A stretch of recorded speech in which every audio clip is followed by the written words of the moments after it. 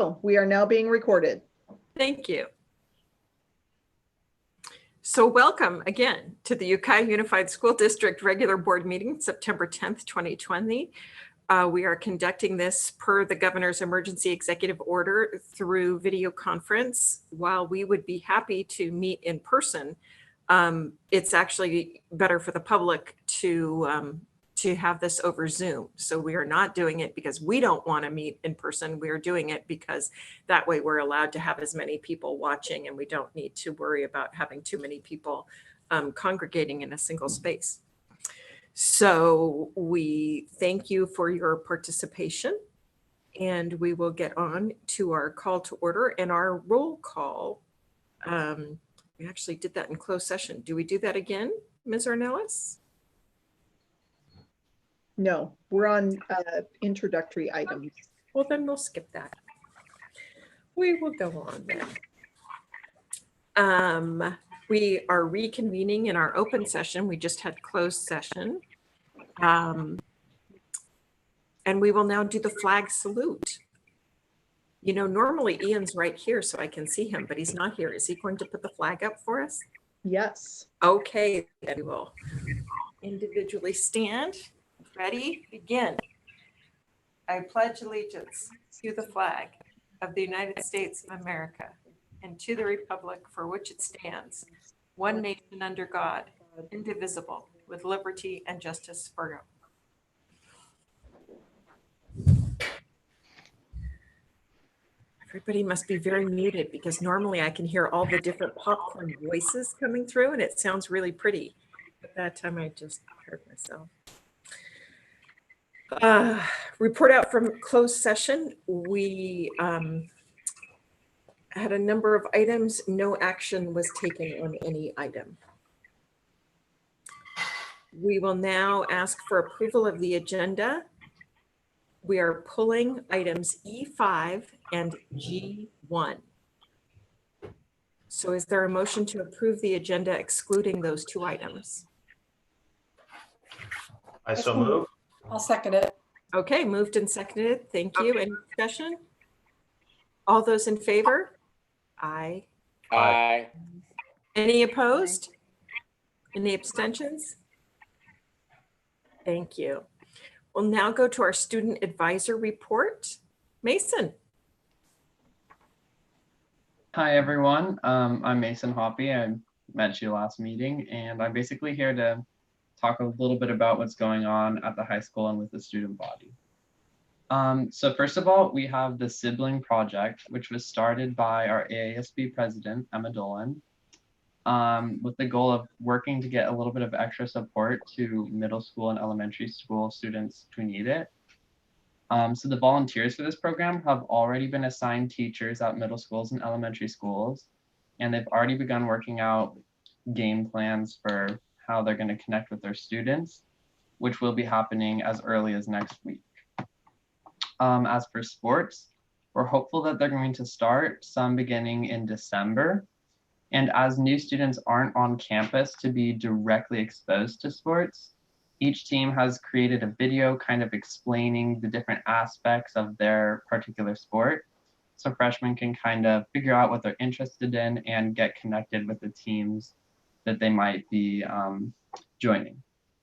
As for clubs, a lot have already begun meeting online regularly. I know, for example, Interact Club meets every Thursday, and they're already looking into volunteering for Caring Kitchen and creating masks to help supply the local community. Let's see.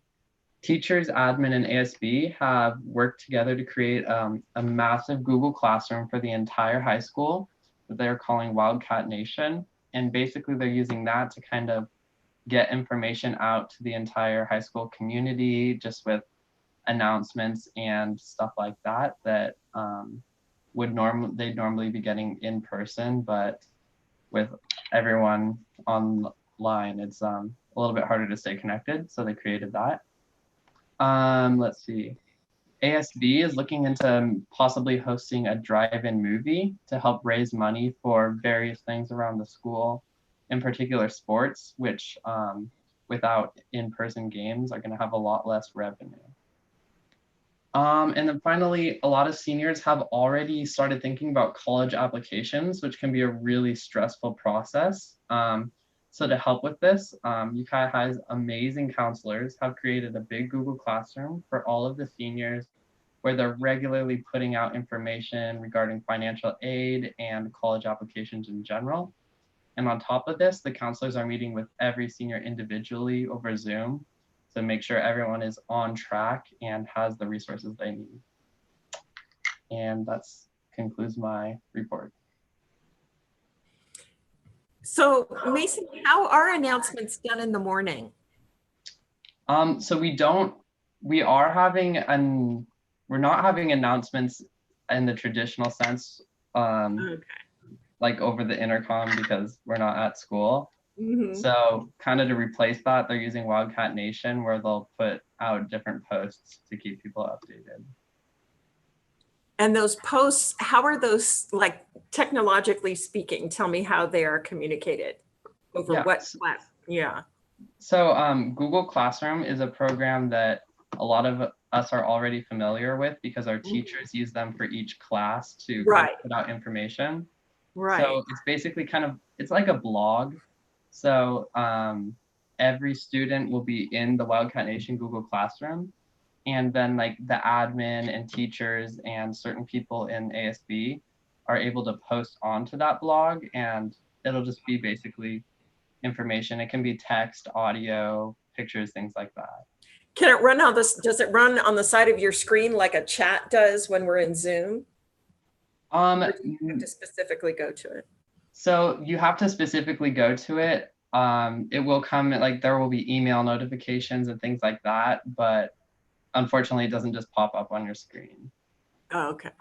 Okay. But you'll get an email. So if you need a reminder. Yeah. Yeah, definitely. Okay. So sorry about that. Any other questions? Anything for Mason? No? Okay. Well, thank you. Next, we have public comment for items not on the agenda. Any public comment submitted?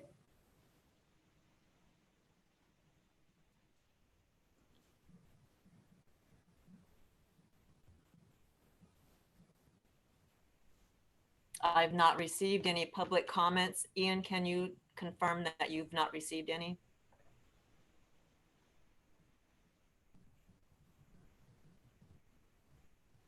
I can confirm that we have not received any public comments as of this time. Okay, thank you so much. Then we'll move on to our employee organizations, CSEA, California School Employees Association. And Lisa is here. Lisa. I am here. Good evening, everybody. Hope you all are healthy and getting by. I don't know. It feels like we've been doing this for a year. Like, it's bizarre. Anyway, so first I want to thank the board members, our entire leadership team, every teacher, our entire UUSD team has been amazing. I've been in several meetings with teachers in their classrooms and trying to help as best I can when they have technology issues, but the structure around how we're teaching our kids this year, given the pandemic, has been really, really good. I mean, it's not ideal, of course. We would rather have them in school. I know everybody feels that way. However, I can see the change in my son and his mental state just because he has the structure that he has to engage with his peers and his teacher. And they're being held accountable instead of here, go lay on the couch, make sure you do this. It's really cool to see. And it really gives me a sense of like I'm doing something for somebody else. Selfless service to others is so far reaching that it makes me feel better. My mental state during this COVID, and we're stuck inside and we don't get to see all the people we normally would, right? We don't get to hug people. We don't get to do all the stuff we used to do. So selfless service to others, just in that we are doing that for our kids, via the technology that we have and the stuff that we are given is amazing to me. I mean, I can't say enough how proud I am to work for UUSD and how proud I am that my son gets to go to school at Grace Hudson, which is the best school in UUSD. So there's that. So I just wanted to say thank you to all the board members, all the leadership team, all the teachers, all the classified staff. You guys are doing an amazing job, and our kids are learning. There's some bumps, but they're learning and they're doing as best that can be expected during this time. So thank you very much. CSEA, you know, it's an election year, so we're gearing up to do phone banking on September 24th, 29th, and 30th for local and state legislation. And what else? I think that's pretty much where we're at right now, is we're gearing up to do that. We're doing the footwork, we're working with the PAC, and we're trying to, you know, get what we need to support our kids and the classified unit also. So that's really all we have. And if anybody needs any technology assistance at Ukiah Unified School District, please call me. My number is everywhere. My email is everywhere. I am here to help you. I will do my very best to ensure that these kids still learn and you guys don't get frustrated. I will do whatever I can. Thank you. Thank you, Lisa. Ukiah Teachers Association. Yeah, good evening. I want to second what Lisa said about thanking all the board members, leadership, teachers, paraprofessionals, everybody, technology. All the tech people have been so awesome, especially the tech guy that's in my office, Brian. This has really been an amazing year so far. This is my 36th year of teaching. And I feel like it's my first. I can't even believe that it's this hard. I really can't recall a more challenging school year start up than 2020. And I think that everybody's been doing a fantastic job. Teachers are thrilled with the high levels of class attendance. It's inspiring to see the level of new learning and innovative problem solving and the warm community building that teachers are bringing to the virtual classrooms across our school district.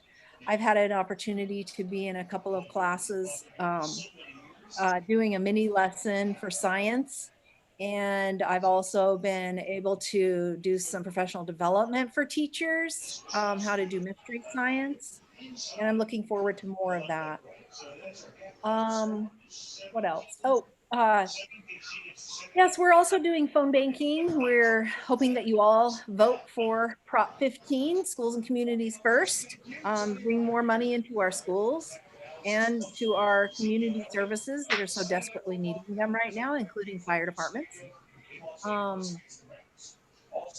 CTA leadership, we have a leadership conference coming up this weekend that I'm going to be speaking at, talking about organizing.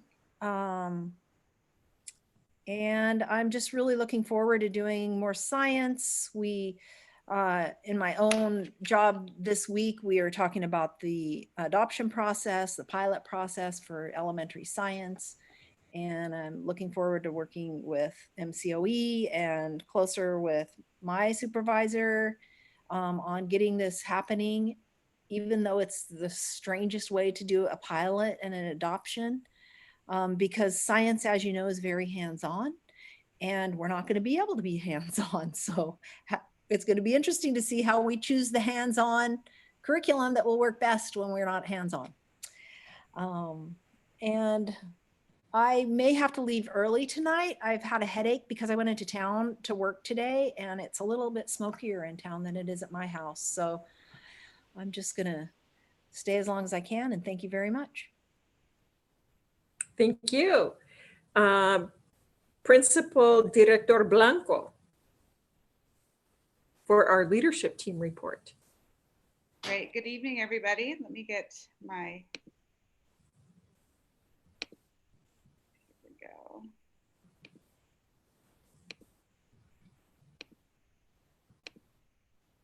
Hold on there. There we go.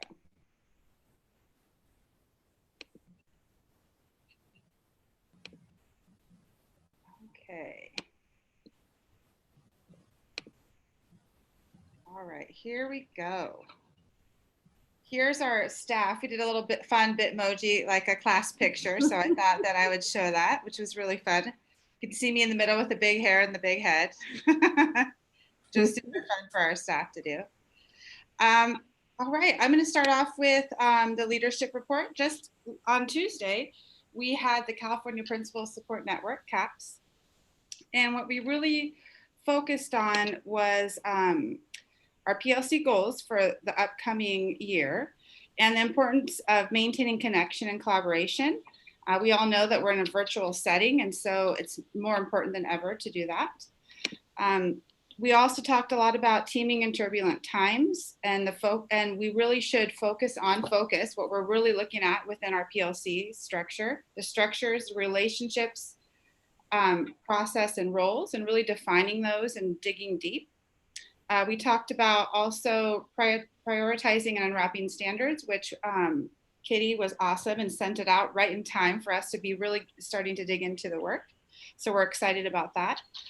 We talked somewhat about I can statements and learning targets and the difference between those and how we can use them to effectively engage students and to also get them connected to their own learning.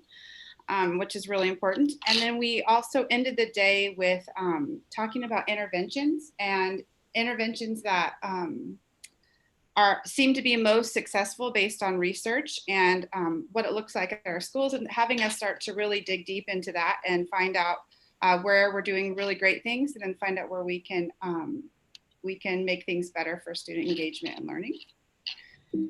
Okay. Uh-oh. Let me go forward here. Positive culture at Grace Hudson. Our counselor, who's awesome, Vicente Duarte, he's been going into, he's been scheduled into all the classrooms, and he's working on doing little presentations and interactive games with students about the zones of regulation. And also digital footprint awareness. You know, we're in this digital age, we're on the computers for a lot of hours a day with students, and then just having them, especially the older kids, recognizing that their footprint stays out there, even though they might not know that. And then he's also involving teachers in doing community circles, which are a great way for building relationships with kids, solving problems, creating critical thinking, and actually doing some academics as well. We created a new distance learning bravoletto. It's that beautiful purple bravoletto there. So we're trying to entice students with this so that we can have them engage in the process of making sure that they're still following our expectations. We also created a distance learning matrix so that we have expectations on how to be respectful, responsible, and safe while we're in class online. And we thought it was really important to maintain a lot of the same traditions culturally at our site. So we'll continue with the Golden Awards assemblies, which we'll be having one on the 18th next week. And we're trying to work out the details on that and hopefully go live, but it may need to be pre-recorded. We'll have our Bravoletto celebrations still. They'll be tweaked a little bit different, but we'll still have recess with me and lunch with me. And then we're going to be doing a movie thing also. And we'll maintain the Bravoletto store, which Vicente takes care of as well. And it'll be a virtual store. And we'll still have students coming to it during their recess time, so they're not missing any class time. And then I'm going to continue sending out a newsletter and calendar, and I'm sending it out virtually, which is really nice because it's really beautiful and in color. And I've been wanting to do this for years, so this is the perfect time to do so. And then also just making sure that we're continuing the communication and updating website. Whoops, that's supposed to be our Facebook page, where it's really important to make sure that families are getting all the information they need to be successful at home as well. And then finally, academics at Grace Hudson. We're really trying to look through the lens of equity, which the state we're in right now with education, it's really clear to see where that lies, and we really want to make sure that we have that focus when we make decisions as a site. Our staff, like Terry and Lisa said, they are working incredibly hard. They are doing an amazing job learning the platforms, learning themselves, and developing amazing lessons for students to be actively engaged in.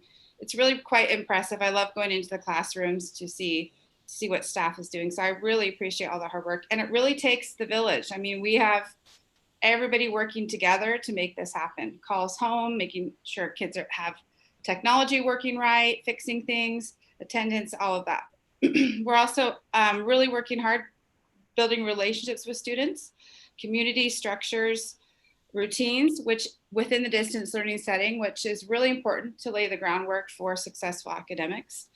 We're really trying to still be laser focused on our 3 pillars of dual language education, which is bilingualism, biliteracy, academic achievement, and sociocultural competencies, which proved to be very challenging implementing a dual language immersion program online. But we are coming up with some really good ideas and trying to think outside the box there, because it's so important for students to get the language practice. And, you know, it's hard online. So we're trying to kind of restructure that. We're working hard with that because technology and the internet and everything else that goes on, it's no one's fault. It just is what it is. And we're working hard on trying to combat those issues and work around those. We're still continuing professional development with the learning platforms and programs. Some of our teachers are really great experts and have really dug down deep to learn all of the focus areas in each platform. So we're continuing that.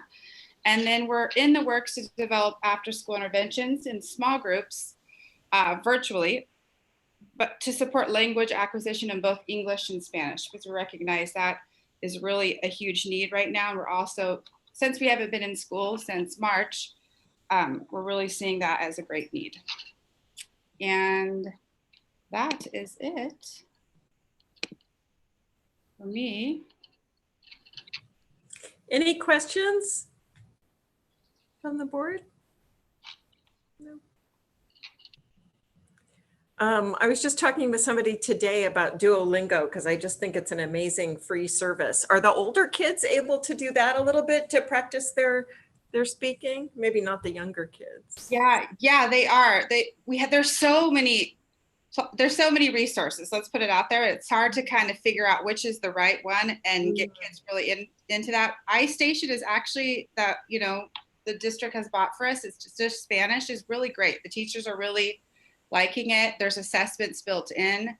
And we also get a great kind of training package. So we've never really had a program that really assesses Spanish, you know, K-5. So this is actually, you know, a silver lining in a lot of ways for that. But yeah, it's, you know, it's challenging, but we're going to make it work. And then are you in touch with other dual language immersion? Do you have kind of a group chat or something with those? We definitely did. But the really cool thing is in the CAPS network that I am teamed up with a dual language school. Oh, that's great. Yeah, so we're able to really talk to each other, troubleshoot, trying to figure out, yeah, these things are working well for us, these are not, and really helping each other, supporting each other, which is great. The principal, Denise, often emails me or calls me and says, hey, how are you doing this? Because they are a little newer to dual language, and it only goes up to 3rd grade, I think, at this point. But yeah, so it's been really good to have that connection for sure. I bet, yeah. Yeah. Well, thank you very much. Oh, thank you. Okay. So now we'll go on to D1, public hearing on the learning continuity and attendance plan for 2020 to 21. Okay, so just briefly, we are, and I put this in the background as well, but we are required now to do a learning continuity and attendance plan.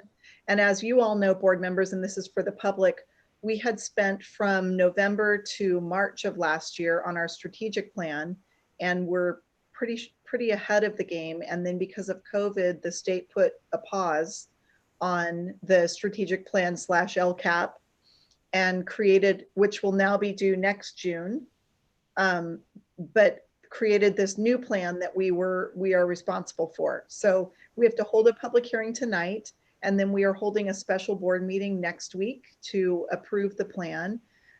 We have all been very busy gathering stakeholder input And we've folded in the work that we did on the strategic plan last year into this plan as well, and then captured all of our distance learning plans and other instructional models that we've already spoken with the board about into this new plan.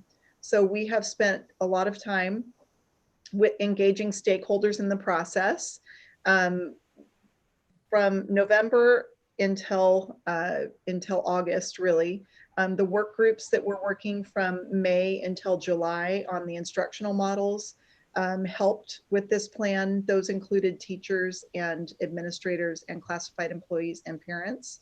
And then I believe last week, all the weeks sort of blend together now, we consulted with students, with our district advisory committee, our parent advisory committee, our DLAC, our UTA, CSEA, and then we also asked all of our employees for input via email into this plan. So it is presented to you tonight in a public hearing, and we need to open the public hearing and get any of your input. It also incorporates some of your input from the board over the past, like from July until now, related to our distance learning models and our additional funding that we're getting to related to COVID. So that is it. You've had the plan. It's the template is not my favorite. It is a state template. There's really no way to make it look pretty. So anyway, it does very much have the information that we had, and you'll notice in the attachments, a lot of those you've seen already. So we're just really pulling a lot of pieces together and having stakeholder input shape the changes to the plan, and that's detailed in the plan as well. So do you have any questions? And Anne, did you open the public hearing? I did. President Mulgard, sorry, I was too focused on what I was going to say to pay attention to that. I apologize. So, Well, I didn't say we are hereby open, but I did say it's a public hearing. So just in case there was any doubt, it is a public hearing and we are now in our public hearing mode. thank you, President Mulgard. Any questions, any feedback? Well, I thought we'd start on page 1 and just go through each of the 107 pages. Unless the board members believe that's not necessary. No, I think they want to. I think they want to go through all. Oh, it's only 102. Yes, and it's not necessary. Oh, right, fine. No, most of this we have seen in other forms. You're quite right, quite right. So no public, is there any public comment on this item? We haven't received any that you know of. I've not received any. Ian, can you confirm on your end? I can confirm we've not received any public comment on this. Thank you. Okay, board members, any questions?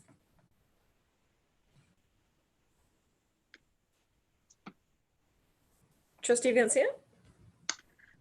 I don't, and it's a lot of pages, and I'll be honest, I just started looking at it today, so I probably am not as familiar with the document yet as I should be. But I'm looking at the section on re-engagement, the tier 1, 2, 3 stuff for students that are not showing up as much as we would like. And it doesn't look, you know, I'm trying to read it right now as I look at it, and I can't figure out what page number it's on because I don't, sorry, I'm babbling a little bit. Let me get to where it's on page 24. So it doesn't look like there's any home visits or in-person meetings involved in re-engagement plan. Am I wrong about that? Yes, you are wrong about that. We have done, and it may not delineate that. We may need to specify, we have definitely done home visits already this school year. Our administrators have done them, our counselors, we've had some teachers go out to homes. Okay, I guess I'm thinking it says like in tier 2, there's a conference with an administrator, counselor, other support staff. I think it would be good if we indicate that that will be done in person if possible, and if any, if people are agreeable to that. Because I just do think that the process of re-engaging with a family that's disengaged is complicated, and there's probably a lot of factors involved and a lot of emotion involved. And when it's possible to have those hard conversations in person, it would definitely be better. So Yep, we will note that, and it'll come back to you next week with that included. okay. And by the way, if you have anything else in the next couple of days that you want us to think about to bring back for next week, we're happy to include it. And I know that, and again, most of these documents you've seen before, and that's probably why we didn't get a lot of public comment on this. We did a lot to engage stakeholders in the process. So, but there's still time. Also, our county office will be looking at this document as well and giving us feedback. I know Katie's already included them in a lot of what we've developed. Okay, well, thank you. So board and public, if you have anything in addition that you'd like to add in, feel free to send it in, and then we'll be taking a final discussion and vote at our special board meeting that we've called in order to submit this on time, which I believe is September 13th. No, that would be a Sunday. It's probably not the 13th. It's the September 17th. 17th, yes. September 17th, so a week from today. Okay, and with that, we will close the public hearing. Thank you. Now on to D2, September distance learning update. So we wanted to put this on the agenda every month just to give you an update on where things are. We pulled out a few things to highlight. And Assistant Superintendent Summer, are you going to share your screen, or would you like me to share my screen? No, I'm ready to share. Okay, great. So we will be tag teaming this presentation.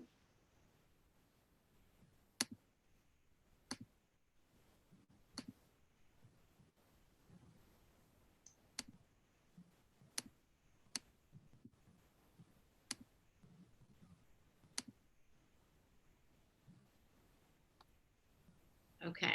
Okay, so let's scroll forward. We cannot believe that we are in the 4th week of the school year. It has gone by very fast, and it's amazing that we're in week 4. We have distributed approximately 6,000 Chromebooks and 620 hotspots. We have had requests for more hotspots, so we are purchasing more hotspots. That's definitely been a challenge. I think families with multiple kids in their households are finding it difficult to have all of their kids on their own internet at the same time without being kicked off. So that's definitely a challenge, but we started school on the 17th. We're into week 4. We've distributed a lot of technology. And as both Terry and Lisa stated, we are so grateful to our technology staff. They're just doing amazing work. We are tracking the number of classroom visits that our administrators, as an administrative team, we are all doing classroom visits. And in the first 3 weeks of school, we collectively visited 205 classrooms.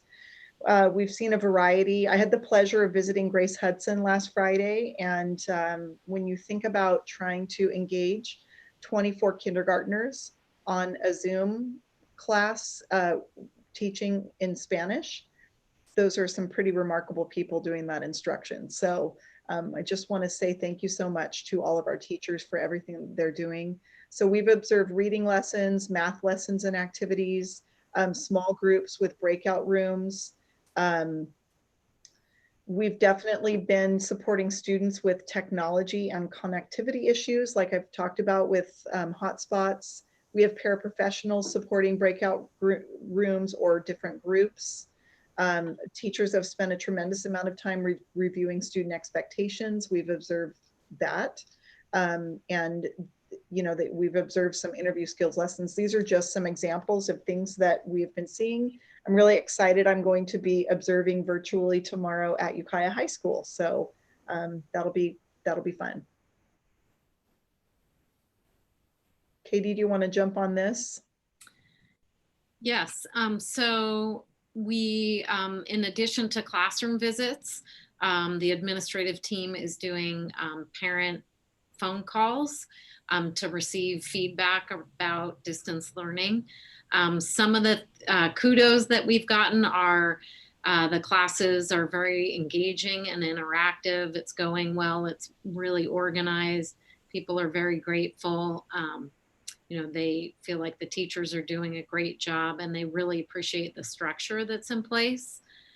Some of the challenges continue to be technology issues. You know, it's very hard when your class is online and, you know, maybe you get dropped or you're having some issue. There was some feedback that logging in each period, and that would be at the secondary level, is challenging for some of their students. Some parents are challenged with keeping their children engaged.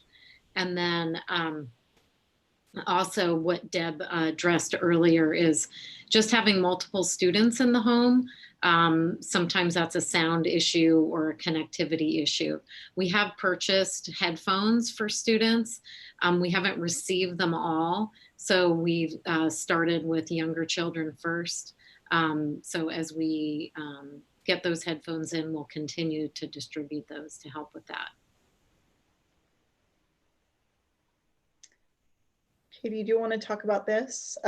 We actually have several slides on this. The question was asked about what are the roles and responsibilities for bus drivers, food service workers, paraprofessionals, and teachers on special assignment.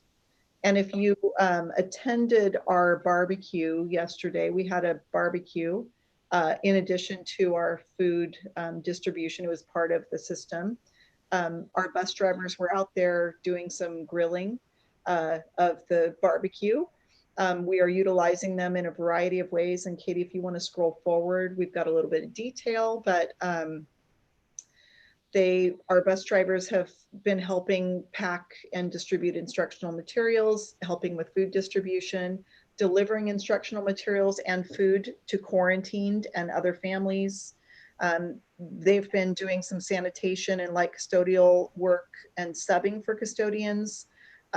They've definitely been doing transportation related duties as well, such as cleaning the buses, exercising the buses. I got really excited the other day because I saw one of our buses driving out, and it was just nice seeing our school buses out,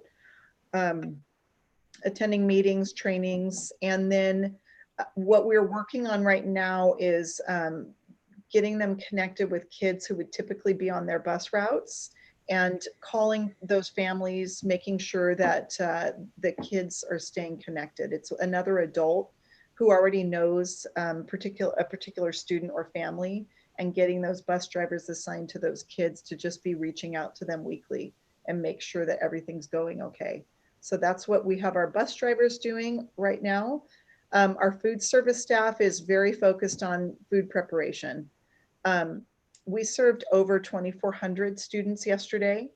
I think you all know that at the start of the school year, we could no longer do our summer feeding program, which allowed us to serve any child in our community up to 18 years of age.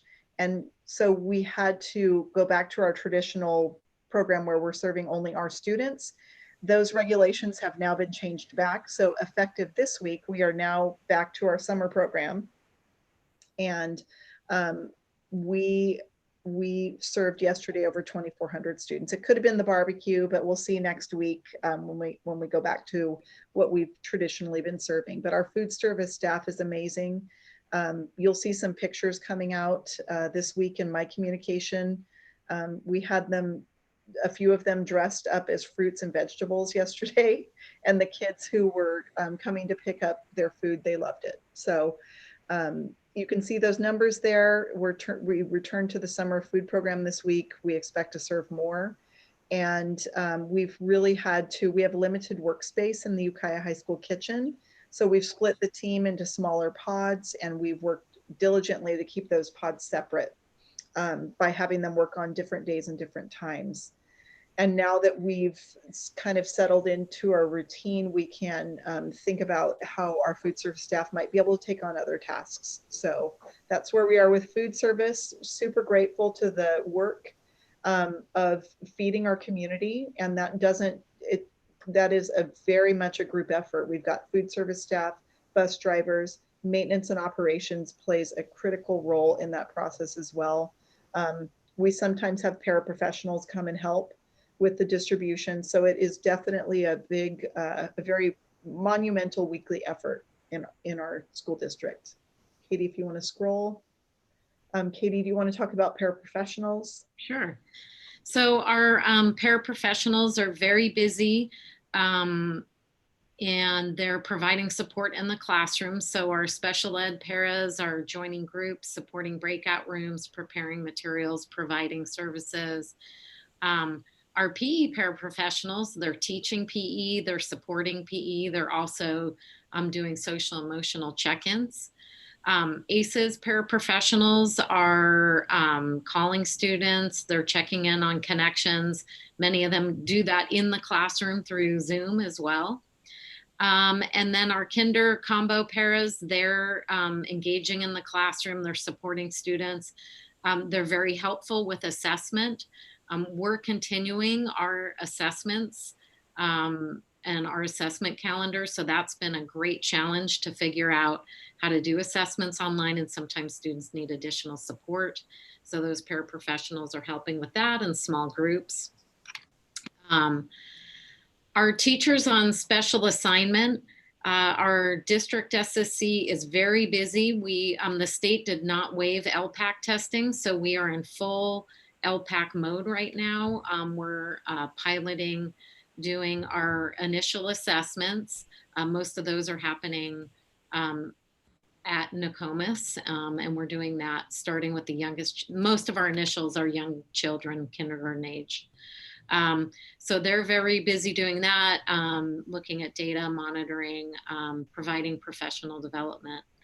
Our curriculum instruction TOSA is very busy. We have been providing lots of professional development, and that continues. And also, again, our assessment system is up and running, and our curriculum TOSA is very busy supporting sites and teachers through the assessment. As you heard earlier, our science TOSA is providing mini lessons, created an elementary science website to support elementary science. Also getting information on what materials teachers would like to provide science lessons, working on the science adoption and the virtual science fair coming up this year. Hopefully, maybe it won't be virtual, but we want to plan for that. And then our school climate TOSA is very focused on our re-engagement and attendance processes. And we're really looking at screeners for our tier 1 and 2 suicide prevention and continuing supporting sites with PBIS. And then our teachers on special assignment at sites. Our reading teachers are very busy.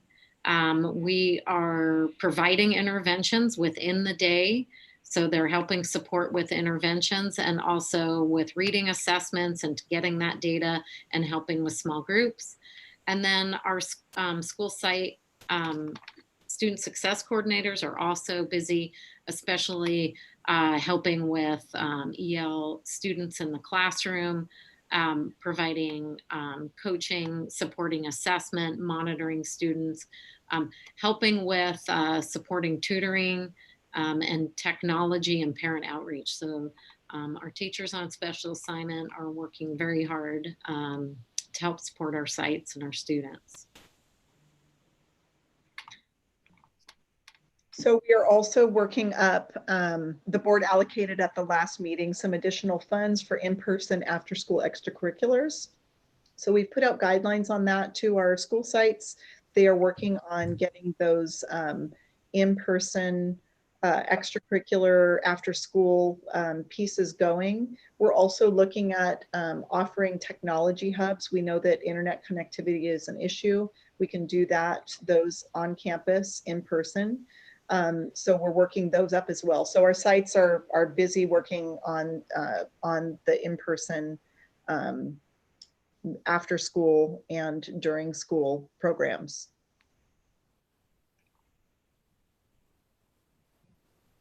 and just talked about that. So we talked a little bit about our next steps, but we are starting our small group and extracurricular activities. The sites are in the process of figuring out who needs internet hub access and creating a space so that we can bring kids onto campus for that purpose. There wouldn't be a teacher in the classroom because the teacher is teaching, but there would be an adult in the classroom to just monitor that the kids are able to get on the internet. We're continuing our classroom visits and outreach phone calls.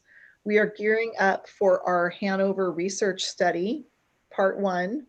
In the next 2 weeks, we will be sending out a survey to students, parents, and staff on how things are going. Hanover Research will be facilitating that process for us. So we're getting those pieces in place. We have a meeting with them tomorrow to nail down everything that we need to do.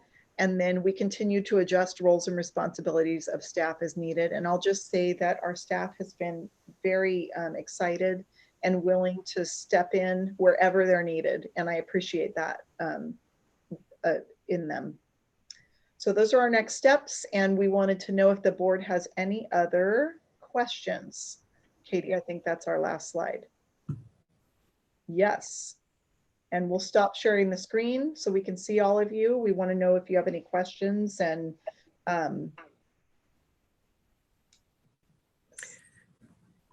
Trustee Van Sant? I'm happy to see that you're making plans for the extracurricular groups. And I know that was something that was important to the board, but we just sort of said extracurricular. So I don't even know what you're cooking up. Like what are they going to be? They're working on it right now, and we'll let you know as soon as they get it finalized. So it's going to be some, I'll just give you an overview. What the secondary schools have talked about would be doing things like a science Olympiad program after school outside. That's just one example of a non-sports related. And then athletic conditioning. So cross country, for example. I was talking with Chad Rockowitz on Friday, and he's anxious to get some cross country going on with all of course, all of the physical distancing and everything in place that needs to be put in place. So we're looking at developing some extracurricular clubs and sports related. They will not be the actual CIF sports, but they will be the conditioning that could lead to that eventually in December.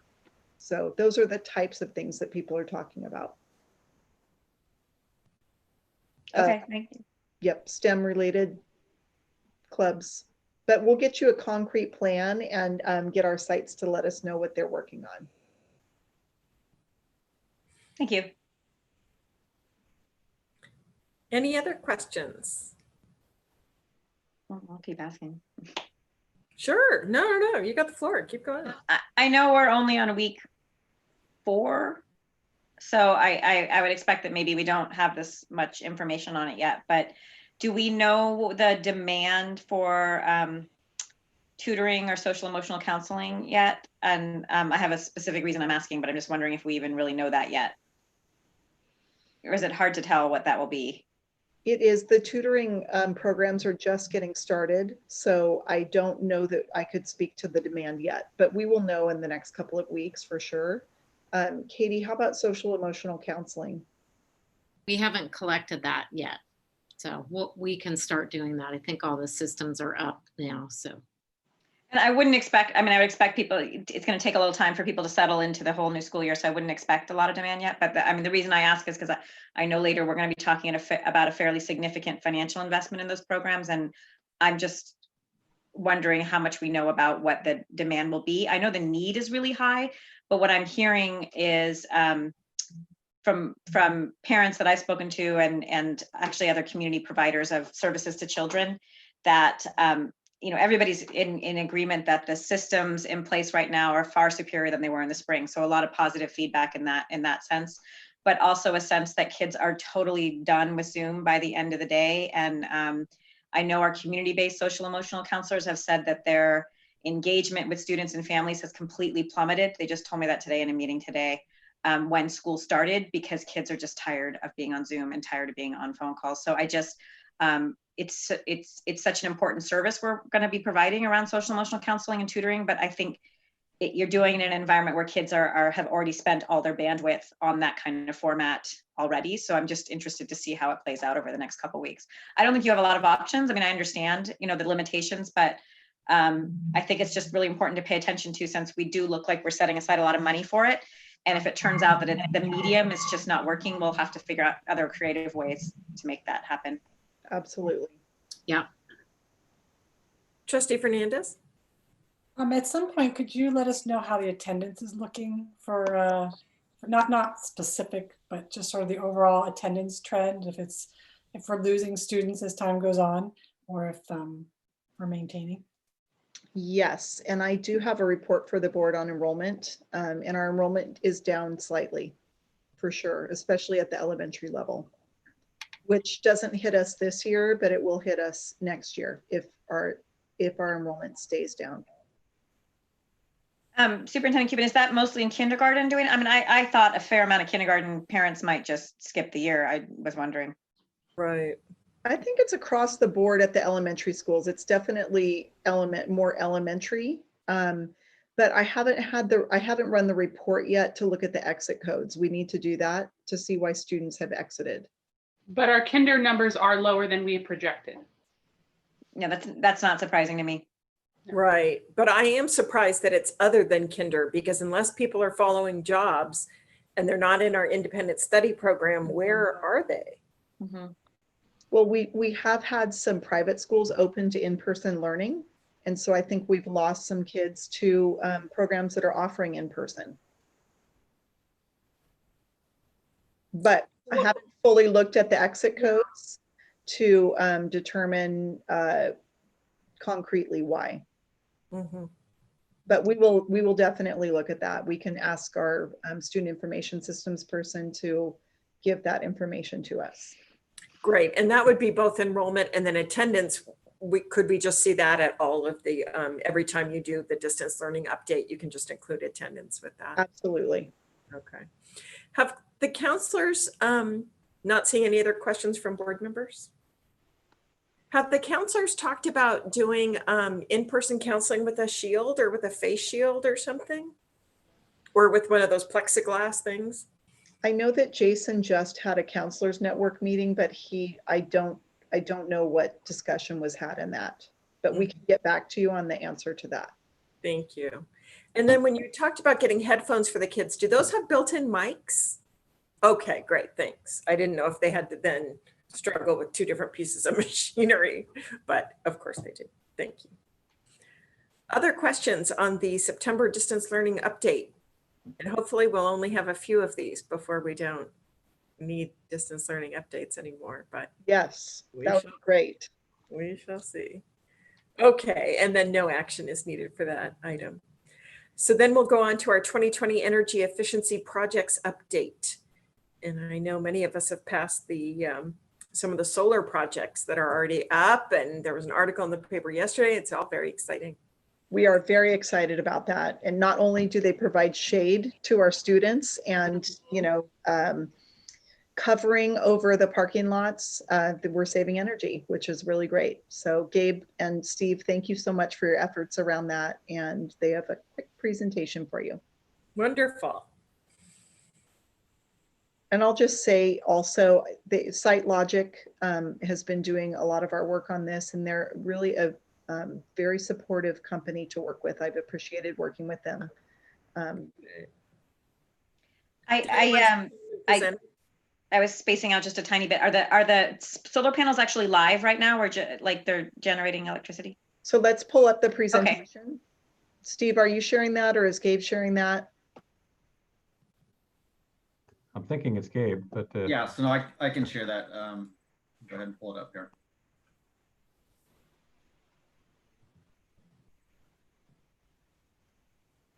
Gabe, I can do it as well if you need me to.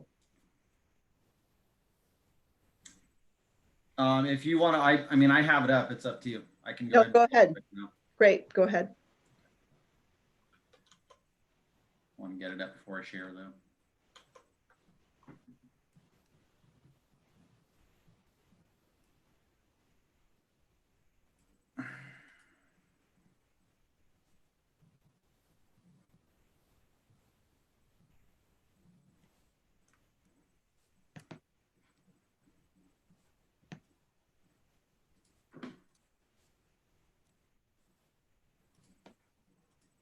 Okay, apologize for that delay. I thought I had it prepped, but I didn't.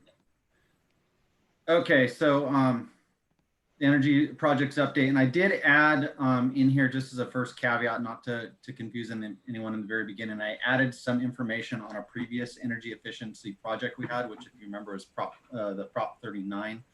That was the LED lighting efficiency, and it just because there is a tie-in to this project with the LED lighting for our school sites. So this first one, this graphic up here, I love. I actually have it two places in here. So that's a panoramic of Grace Hudson. It's from a lift. One of the IES contractors let me get up there, and it kind of shows the level of solar that's at that campus right now. So that's a straight, but it actually wraps around. So when you're in the campus core, you're almost surrounded by solar, which is a really cool effect. So project status, going to talk about timeline first. If you remember, this project was split into 4 separate increments or phases. So the first one was materials procurement. So we bought the solar panels very early on, right off the gate, to lock in a good rate. And I'm glad we did, because the panel price has basically jumped almost 15%. So when we purchased to when we actually deployed. So that was a good call. And that was advice from IES. So they really nailed it on that one. It saved us quite a bit of money. Increment 2 was the lighting upgrade. So we began that really at the beginning of the last school year with the intent of upgrading the lighting at all of the existing sites that weren't done under Prop 39. So at this point, all of our school sites have been upgraded to LED lighting almost across the board. The few caveats is at the high school, we already have some pretty efficient lighting up there from the modernization project, and it really didn't make sense to replace that. But for the most part, all of our campuses are now 100% LED lighting, which saves us money, and it also provides a much better lighting environment in the classrooms. So once you get used to kind of that really true daylight, the color renders better.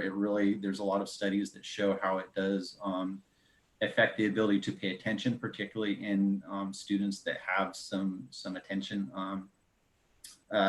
deficit disorder and other learning impairments. So it's I think the value added there. At Grace Hudson, the HVAC system is substantially complete. So what that means is all of the HVAC systems are online, and we're really just waiting for closeout. And then on our solar arrays, you had asked earlier, are they actually generating? They're not right now. There still is a little bit of electrical work to do. We're expecting to have that done. We're closing in on it in the next couple of weeks. And then we actually have to wait on PG&E for what's called the PTO, or the permission to operate. So they have to give us approval, and then we can basically throw the switches and get it going. And after that, it's really just performance testing and project closeout for all of these projects. So I want to talk really briefly about the campus lighting. And, like I said, here in the Prop 39 projects were the first, mainly our Grace Hudson, Eagle Peak, and Calpella. So our PG&E properties, if you remember, the cost of energy from PG&E is almost twice as much as what we pay for the city. So our local city municipal utility gets fantastic rates and passes that on to us. So it really didn't make sense to start with the LED there. However, on this second project under the energy efficiency project, we did the rest of our school sites. This graphic over on the side is actually not from one of our schools. It's from one of our vendors' graphics, but it does give you an idea of a traditional metal halide versus what the lighting quality you get from an LED. And when in the classrooms or rooms where you have sun tubes, so for instance, our high school gym coming through, you really see that the light that the LEDs produce matches the spectrum of sunlight. And again, there's a huge difference to how we see colors and the strain on our eyes when we have this lighting in. So again, it's a huge windfall for us, not just in energy efficiency, but in the function of this and on the sites. At Grace Hudson, again, the central plant was basically pulled out. It was significantly downsized, and that central chiller and boiler now only serves the cafeteria, the gymnasium, and the ARC building. And then all of our classrooms have had high efficiency heat pumps put in. There's a couple benefits to those, not above and beyond just the cost to operate. And one of the big ones is that the central systems are great if you can make them run efficiently. But one of the biggest problems with central systems is that they're a single point failure source. So we ran into this problem before where we had to shut down the entire school. The heat pumps now operate just for that single classroom. And on top of that, the controls are for that single classroom. So it allows a lot more usability by the people using them, i.e. the teachers. They can adjust their controls a little bit more, and they can also override them. And it also allows us more detail on our scheduling so we can be more efficient and really not have these systems running when we don't need them, which was one of the main problems with the central plant system and why it was so expensive to operate. And finally, the solar arrays, you know, kind of as I reviewed the solar array installations complete, we're now really just focusing on electrical and monitoring. We expect to have permission to operate by early October, and then performance testing and project closeout in November. Part of that performance testing is actually going to be activating the second part of our relationship with AES, which is that 10-year service contract. So for 10 years, they are going to be servicing the panels and the solar system, cleaning it, and then also ensuring that we have a minimum performance value that really ensures our return on investment. One of the things they're going to have to do almost right away is wash all the panels because they are totally covered with ash right now, and that would affect their performance. So in some ways, it's good timing that we're going to be closing out hopefully after this smoke is cleared, because we're going to be getting free cleaning out right off the bat. So What school is that? Was that Calpella? That was Eagle Peak, actually. That was the south parking lot at Eagle Peak. Calpella has two shade structures. One of them is in their north parking lot, so that's primarily where the buses drop off, and then there's another one in the back on the playground. So all of the school sites have playground shade structures as well. So here's a very last real slide, a quick overview of energy savings and you know, in some minds, more importantly, our carbon footprint savings. In a normal school year, and I need to emphasize normal because this year our projected energy costs are way down by, I just received a report from IES. It looks like at first glance about 20% in the last couple months. But in a normal school year, assuming all things normal, we would cut our energy use by almost 1.3 million kilowatt hours, over 11,000 therms of natural gas. And that equates to, you know, using the EPA's metrics, over 900 metric tons of carbon dioxide saved a year. And it would reduce our energy bills by over 300,000. And I will say that energy bill savings is a conservative number by IES. Everything we've seen to date has actually been above that, and that number only grows as energy costs increase. I do view this as a first step for UUSC. I mean, I think we can continue to find ways to save energy. You know, there's a big push from DSA to do net zero and no let building designs. And so there's other ways we can approach saving money and using less energy. You know, I think really the next step is piggybacking off this, using the metrics that IES gives us, and they do give us yearly reports, and working with them to come up with better systems and kind of develop a culture of kind of streamlining our energy use a little bit more. So we've kind of, we honed up on that and the recession, and we've kind of slacked off a little bit. So I think the next step is really kind of approaching our energy use on a programmatic level, and finding some other ways we can save some energy. And the bottom there is just kind of some interesting graphics. Again, these are conversions from Cal EPA, and basically these are kind of equivalent of what we'll be saving on a normal school year. So almost 1 million pounds of coal burned, etc. Okay, any questions?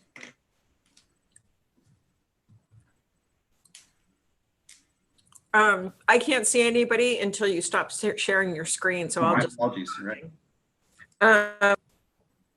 Is our maintenance staff trained to maintain these? So part of the commissioning process is a full training on the telematics. Again, because we have a 10-year service warranty, you know, really there's they don't need any training of getting into the inverters. It's pretty specialized. And these days, honestly, if an inverter goes down, more than likely it's a straight swap out.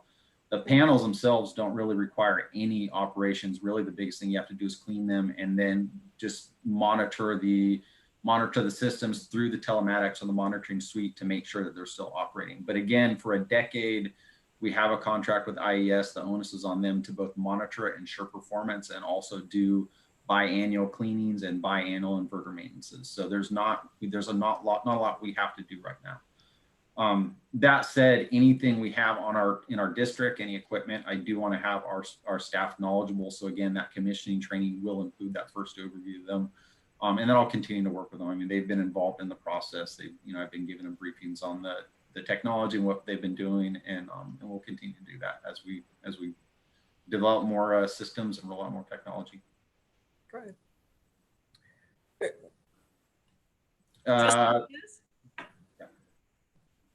Trustee Diaz? What is the lifespan of those solar panels?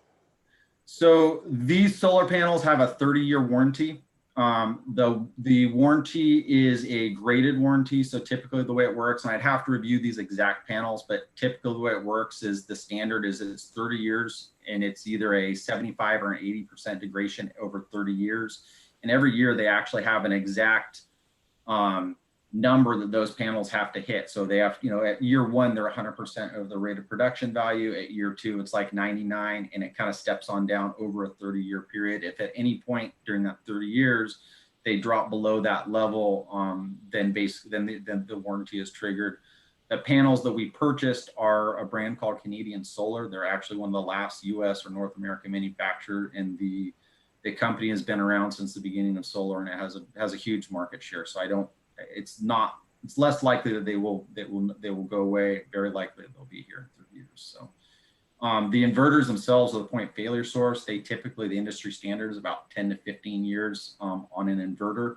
So one of the things that we actually had budgeted in, the IES budgeted in on our on that first table when we actually did the project, included a inverter replacement at 10 year. So that's already calculated into the budget for this system. And what do those run more or less, just generally more or less? Right now, I think they're probably about 15,000 per an inverter would be my guess. And is it one inverter per set of panels? It's one inverter per array. An array is like 3. No array. So for instance, I think at the parking lot at Eagle Peak, I think there's 3 inverters there. Right. Okay. Trustee Van Sant? I just wanted to say I'm really happy to see all this stuff going on. I've been so consumed with the pandemic. It's like, oh, look, all this cool stuff happens. So I'm really happy to see it. You don't need to go into great detail, but I can. Is it safe to say that the Grace Hudson problems are over? Because I saw references to heat things and air conditioning, and I'm just tired of talking about the Grace Hudson thing. So is it just done now? We don't have to worry about it anymore? With the caveat that these are school buildings, and right.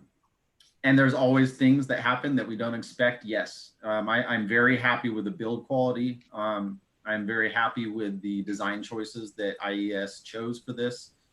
We have a very solid heating and cooling system there now. And again, the biggest one is if there are any issues, it's going to affect one small area, and it's going to be easy to get up. So equipment fails, particularly modern heating and cooling systems have very high tolerances. That means they tend to fail faster. But when they do fail, these units are going to be very easy to fix. Either it'll be a quick part to replace, or worst case, you pull it off the roof, put in a new one. It's something that can be done in a day, versus having a system that you have to pull in a specialist from Southern California to work on, and you have to demo, half of the school site to get to the things that are wrong with it. Well, that is just a major relief. I'm really happy to be done with that. That was many years of having to talk about how frustrating that was. So thank you. And I'm glad the board decided to invest in that. So am I. It's been a tough year. It's been nice to have a step forward to concentrate on until compared to a lot of these lateral steps we've been making. So yeah. Right. Something that solves the problem, not just pushes it down the road. Yeah. Yeah, I would say it doesn't just solve the problem, it actually makes it better. I mean, all of these campuses are better for having them there. So good point. Good way to put it. Any other questions from the board? Okay, thank you, Gabe and staff and contractors for all those wonderful improvements. No action needed on that then. E2, identifying and prioritizing Measure A bond projects. So is that back to Steve and Gabe? Yes, Steve's all over it. Sort of ready, sure. Okay. So in what seems like several lifetimes ago now, we passed a bond measure back in March. And then in May, we actually sold the first set of bonds for about $25 million. So now the question is, now that we can start to think about proactively how we want to move forward again, is how are we going to prioritize and spend these bond dollars on what projects?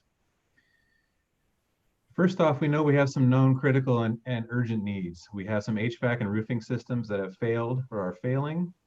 We have some security issues we'd like to address. Fencing in a couple places, for instance, could definitely be better. And we also know the board has heard several presentations on a field project for Ukiah High School. We have our facilities master and our deferred maintenance plans, which will drive a lot of what our projects are and how much they're hopefully, how much they're going to cost, how we're going to stage them. We have several other considerations, DSA projects versus non-DSA projects. If we have to go to the Division of the State Architect to get approval, it means we have to have an architect, we have to have drawings. It takes them time to approve things, it costs more. So some of our projects will require this and we'll start working on those. But if we can do some other projects that don't require that, we can do them more quickly and less expensively, and we can knock some things off the list. So that's one of the things we have to juggle. We'll also be talking about phasing due to budget constraints. So every 2 or 3 years, we can sell another series of bonds for roughly $25 million again. So we can't spend $50 million in the first 2 years. We don't have that much money, right? So we have to kind of phase things through these 3 different bond sales. There may be some economies of scale we want to pay attention to. If we have a contractor working out at Eagle Peak, it may be cheaper to have him go ahead and work on something at Calpella too while he's up in the north part of our district. So we want to be conscious of those things. And then what's starting to be a real concern for us is workforce and materials availability. Can we even find labor to do some of these projects? Can we secure the materials? So far, the indications are good, but that could change. And of course, we'll be getting bond direction and approval constantly throughout this process of what projects we're going to work on and things like that. To help facilitate this, we would like to create a facilities committee. We were thinking about keeping it somewhat small and nimble because we have a lot of the work done already with the facilities master plan and the deferred maintenance plan. But we'd like to have 1 or 2 board members on the committee, 1 or 2 elementary administrators and 1 secondary administrator, Gabe and myself, and our construction manager from Counterpoint. We'd be able to get some pretty good work done pretty quickly. One of our priorities is to develop that overall bond project and budget plan. How are we going to phase the projects? What are we going to do in the first phase? What are we going to do in the second phase? What are we going to do in the third phase?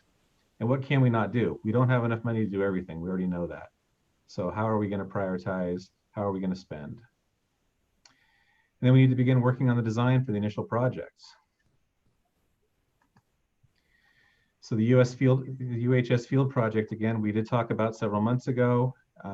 We are actually already working on developing the plans and the costs. You have 3 different contracts on consent later this evening for folks to be working on some of the analysis we need for that project at the high school, including the landscape architect. We'll also be having a few programming meetings. Things have changed, or things may have changed since we last talked about that field. We want to make sure everybody's on the same page, communicate early and often on a project like this so there are no unhappy surprises. We've also looked at the Ukiah campus, that we know there's some serious HVAC and roof replacement issues there. We thought that might be a good project, a good site for us to look at tackling first. So we've started to develop some plans and costs. It's kind of our first chance to put our team together, getting the band back together to start working on these projects. You'll see here I wrote down we have a site walk next week. Well, that's because I wrote that last week. The site walk was actually yesterday. And in the smoke and in the haze and in the red sky, they were able to start talking about, okay, what are we going to do? What's it going to cost? How are we going to start putting plans together for Ukiah? So at this point from the board, we're looking for a couple of things. We're looking for a couple of folks to put on this committee that we talked about, and also to get your endorsement that these are the right projects for us to be looking at to start with. So with that, I think I'll turn it over.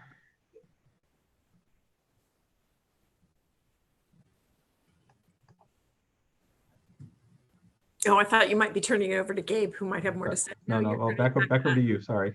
Oh, okay. No, that's fine. That's fine. So questions from the board?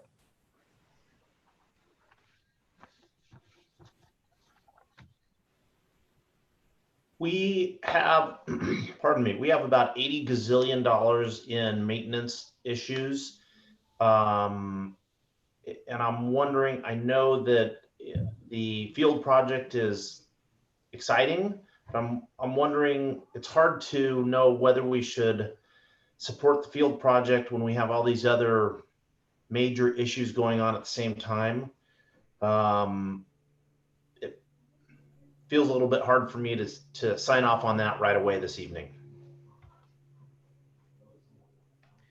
And I guess just to clarify, I'm not looking for sign off on the project. We're looking for sign off just to move forward with getting some of the design, making sure we understand what the project would cost, what our alternatives are there for the site, things like that.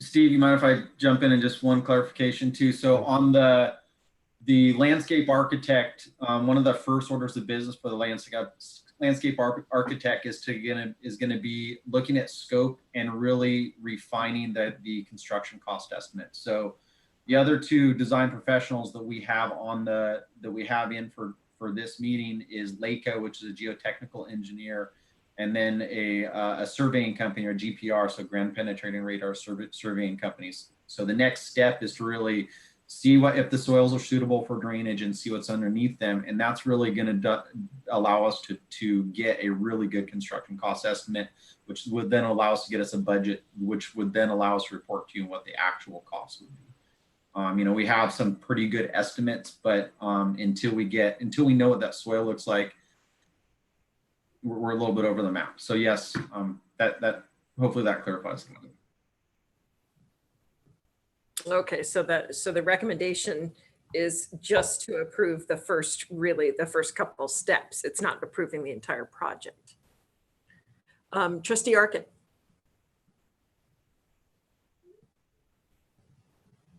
You're on mute. Perfect. Thank you. I know you want $1. Okay. Where you wanted to have a new committee. How is that committee connected to the one that we have with Measure A?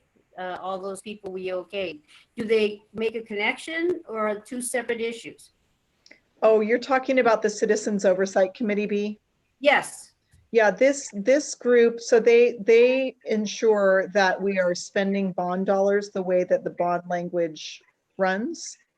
This committee would be looking at the technical detail, like Trustee Nelson was talking about, related to specific projects, and helping us, giving us recommendations and feedback for how projects are prioritized.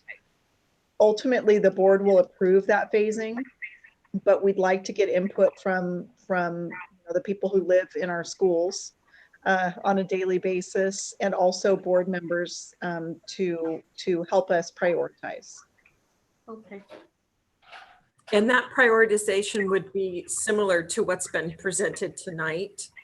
Only the reason that these are presented before the program meetings have started are just so that you don't waste time. Yes. Okay. All right. Trustee Fernandez.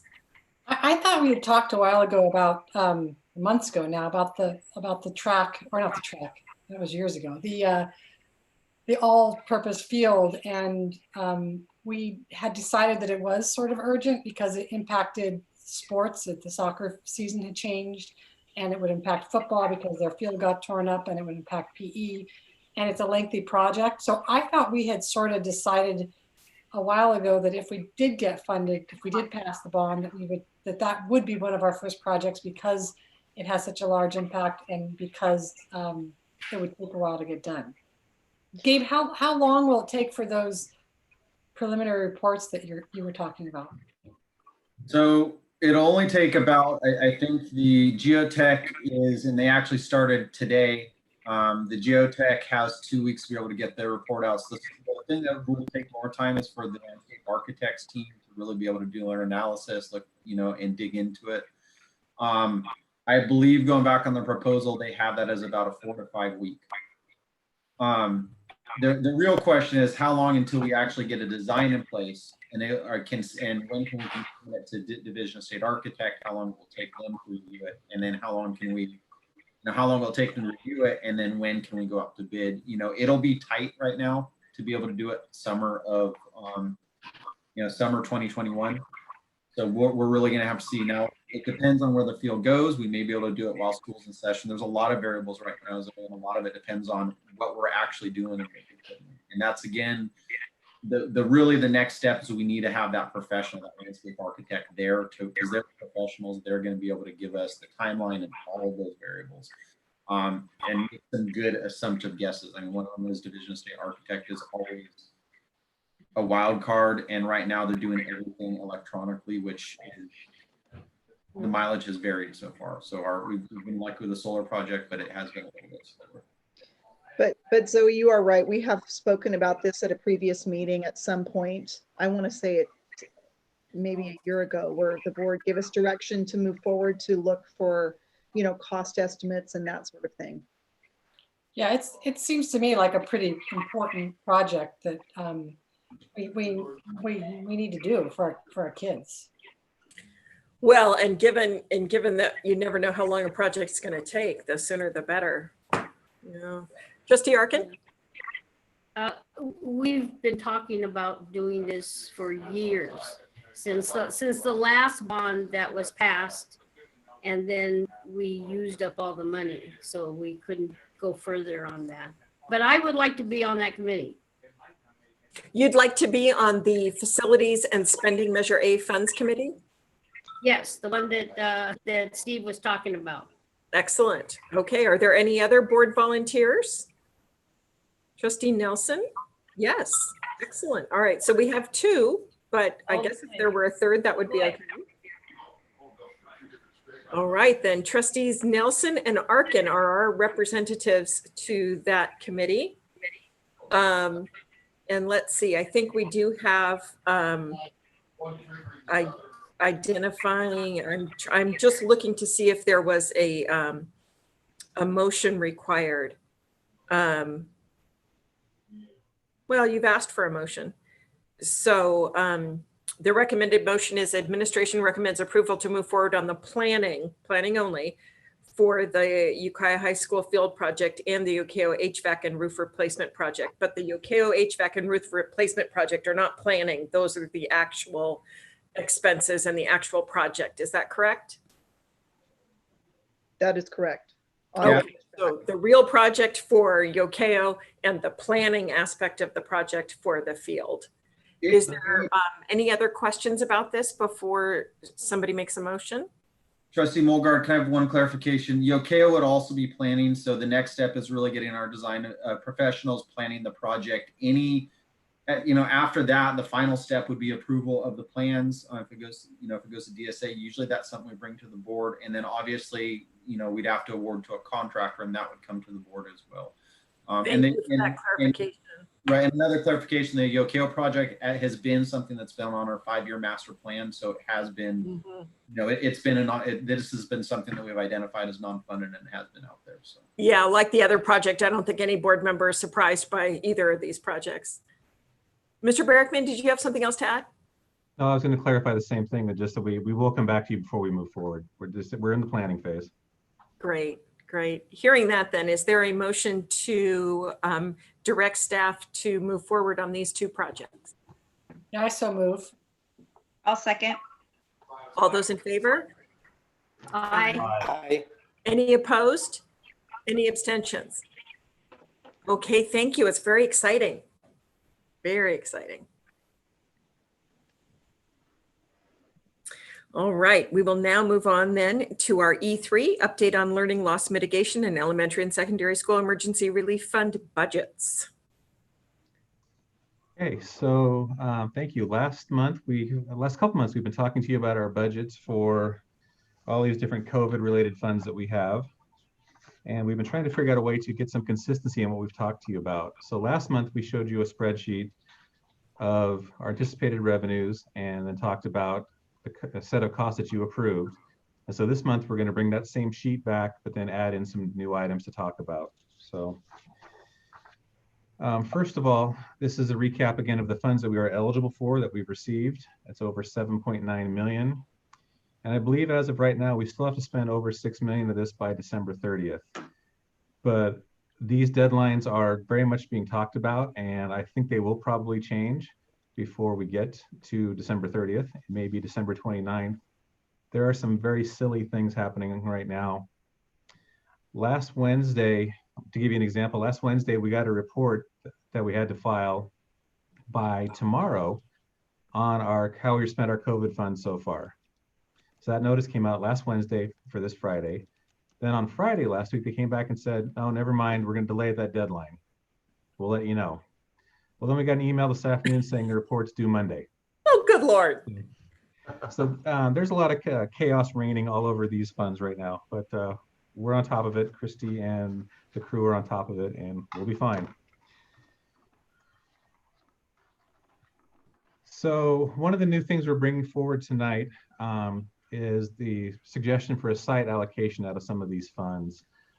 Each of the sites, we talked to the principals, and they all have little pet projects they want to do, little initiatives that make sense and that we think are great things to do. We're not sure they rise to the dollar level or things we need to do district-wide to where we would come back and put them on the overall budget for the board to approve. So we'd like to recommend doing a site allocation.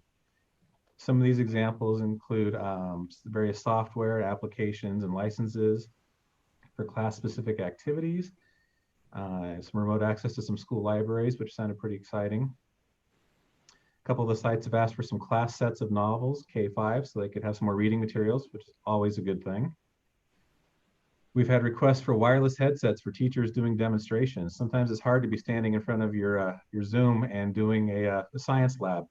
So if we can get them a microphone, they can be a little more mobile, a little more hands-free, and a little more interactive with the kids on Zoom.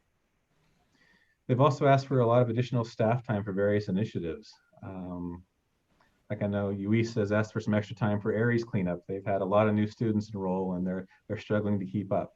So just things like that.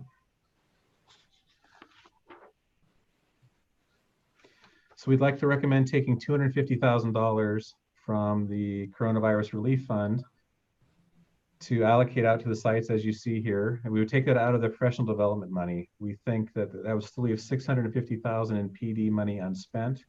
And Katie didn't shed too many tears when we talked about this. She thought she could weather this. So we'd like to recommend this for the sites. So some other changes based on actual activity are highlighted on the pages, as I mentioned. As we talked earlier this evening, we've got to get more hotspots. It seems like we can't get hotspots fast enough and enough to satisfy everyone. We've also had a request now, as we're doing more and more recordings with iPhones to share and to post, that we've been asked for microphones. Sometimes, especially if you're outside or in a larger space, the quality of the audio from your iPhone recording isn't good enough. So we'd like to look at microphones as well. So on the subsequent pages are the spreadsheets. You see the green are the changes the board approved the last meeting. And then the yellow are the proposed increases or decreases that we're asking you to act on tonight.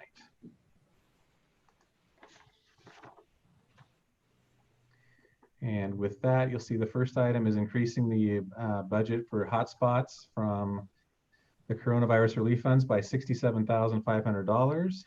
And then there's the Bluetooth microphones we talked about. And we would take $71,500 from the after school and evening tutorial.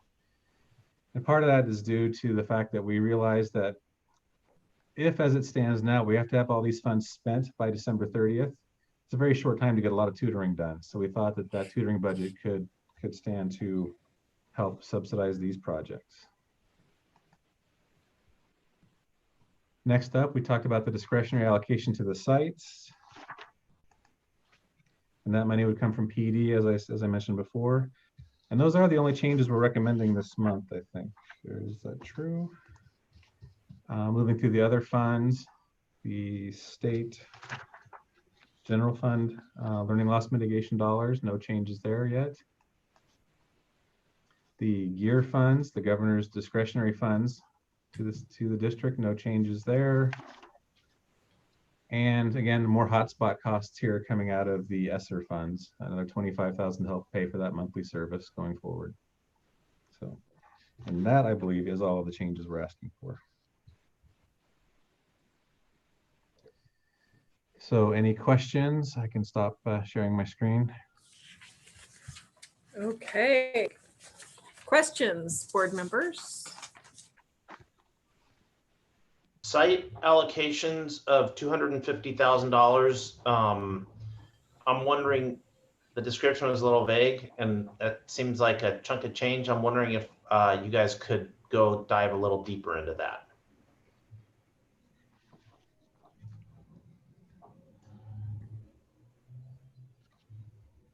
Steve or Katie, do you want to talk more about that? I know the sites had to submit a plan. Right, Katie, you wanna go? Sure. So, and I wish I had that spreadsheet set up. So the sites turned in plans around funding various projects. Some of them, when we looked at it, we thought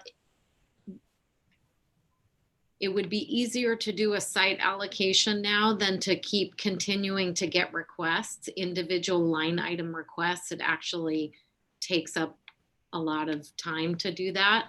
And so we looked at the estimated amount of requests, and like at elementary levels, it was around $20,000, and just decided that it would be simpler to do that request. Some of the things that Steve brought up were in there, like library books, additional computers for some staff, recognizing that some of the staff needed either monitors or computers, and that would help them with the distance learning. Trying to think of some of the other things that were on there. So that's really why we, each site had their own plan, and we just thought it, in terms of, instead of doing it line item by line item, that it would be more effective to do a allocation that way. I totally apologize for not giving you the heads up that I was curious about that. I kind of blew it, sorry. I guess my concern is we're getting a ton of money and we need to spend it extraordinarily fast. And it makes me worried that we're going to use a valuable resource and turn it into just a pot of money for fun projects. So it would be nice just to get a little better idea of those kind of projects to see if it's well spent or not. They were, would it be acceptable to include those in maybe a TGIF? An example is our teachers are finding having 2 monitors is extremely beneficial because they can't see their kids. I mean, they're really valuable. They're not necessarily fun projects. I mean, I see that as being able to see your whole classroom on a screen and then look at what you're presenting is required. We're also finding that we need to buy some ergonomically correct chairs for the classrooms. Teachers are usually up walking around a lot in their classrooms, and now they're sitting a lot, and they've got, you know, hard old wooden chairs. So those are the types of things, in addition to some software and some books and other things, that the principals have requested. Trustee Fernandez? I think that every teacher should have 2 large monitors where they can see their whole class. I think that's like, should be a given. I also think they should have a comfortable chair, because this is something they've never had to do before. And I know my kids are spending a lot of time sitting, and I can imagine those teachers are spending even more time sitting. I'm just wondering, shouldn't every teacher in the district be offered 2 monitors, for example, and it doesn't have to come out of a site pot of money, but it would come out of a larger technology pot of money? Because it seemed like we had so much money we were spending on technology for kids. I would like to think that it would be easy for all teachers to make sure they have the technology that they need to be effectively teaching as best they can. And I think, you know, 2 monitors is kind of standard nowadays, at least at work. And it would be nice if they were all offered that. And I just don't know if it comes out of a site pot of money is there, does that mean everybody gets it? Does that mean some get it? I'm just wondering about that. I think the sites have captured that well, and that's why I think it's important to trust that these sites have really thought about what their needs are at their school sites. And, you know, we hadn't really thought about a site, you know, just some of this funding for sites until our principals brought it up, because we thought we had been capturing everything in what's in that overall budget, but obviously we had missed some things that the sites find important. Some teachers don't want 2 screens, others do, and leaving that up to the school sites to work with their teachers, I think is really important. But that so makes sense that they're not going to realize how badly they need a good chair until they're actually sitting in it for 4 weeks. I mean, or 2 screens, you know, yeah, that completely makes sense. Trustee Van Sant? I'll just say on the 2-screen issue, once you get 2 screens, you'll never go back. It's so For those of us who work with 2 screens, we're like, why did we ever not have 2 screens? I'd love 3 at this point, but and I'm not doing things as complicated as the teachers. Back to these charts on the presentation, Steve. I think you said, I'm just struggling a little bit with what the board the request to the board is tonight. It sounds like you're asking us to approve the things that are highlighted in yellow, and that's it. But there's all this little piddly stuff that I'm either assuming we already approved or you already spent or both. And so I guess I'm just a little bit confused, because sometimes on this chart it says that we approved it on July 13th, and then sometimes it says nothing. So if it says nothing and it's not yellow, am I assuming we already approved it, or am I assuming, is that what's going on? I Yes, think it that is. was the section where we gave discretion to the superintendent. Okay. Well, it was a combination of that, Anne, and then with the 45-day budget revision, we had all of this in there, and the board had a discussion about, you know, don't do $1 million on counseling, we want 250, and so those changes were highlighted in green, but everything else that is on there is, I mean, we consider it approved. Okay, so it's either approved or already spent, or both. Ideally, probably both, in whatever order it happened, which is totally fine. But I guess I'm fine with this, but I mean, I'm fine with part of it. So I'm skeptical, and hopefully I'm wrong, but I'm skeptical that if this timeline continues with December 30th, which is like really crazy to have to spend this much money that quickly. So I'm hoping that they extend that timeline. I would hope, but whatever. If they don't, it seems to me, and I'm comfortable approving it tonight, but I'm just wondering if $928,000 to spend on after school and evening tutoring, I'm just concerned that's a lot to spend in a short amount of time, especially if we don't have the demand that we think we might have. So if we can evaluate, and it's like September, mid-September, I'm hoping we can reevaluate this again in, I'd say maybe the end of October, I would think, just to see if we're really on track with what you thought we would be able to spend, because I'm like Trustee Nelson. It's not that I don't want to not buy fun things, but I really don't want to have an idea that we think it's going to be needed, turns out it's not needed, and then we don't have enough time to buy something we would have liked. So I'm also looking at this to think about what are things we can purchase that have longevity past the pandemic, since it's this weird opportunity to spend a lot of money quickly. So I'm happy to see the collaborative furniture in there. I'm happy to see some of the permanent ongoing things, because I know you're thinking the same way, but that's really what I would like to see us spend money on if we need to, are things that would be useful to us for you know, beyond the span of the pandemic. To that same end, I'm kind of a little bit reluctant to approve, and maybe I don't really know how much I care, but to approve with finality these other pools of money that don't need to be spent till September 30th, 2022, because there's so many things you still haven't figured out about what's going to be needed or not. So it sounds like you probably have to turn in a budget saying what we're going to do, which is why I assume you're bringing those pots to us, the gear funds and the other ESSER funds. So maybe you need to turn in a budget and tell them what we're going to do, but I just want to make sure we're leaving room for the board to approve a reevaluation of some of these expenses as you learn more throughout this process. Yes, definitely. That makes sense. If we don't think by the mid-October to the end, we'll do another estimate on tutoring to see how much we've done. Then we'll definitely come back. And there are some unallocated funds there. I know the board set aside I can't remember what it was, 450, 500 in a reserve, and then there are some TBDs on there as well.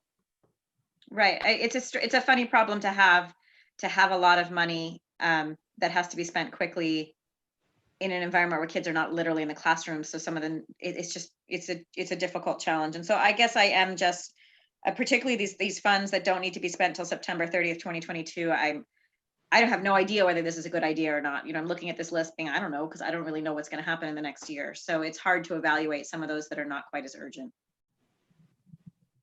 So is it necessary, excuse me, for us to approve those two that are actually not expiring in December?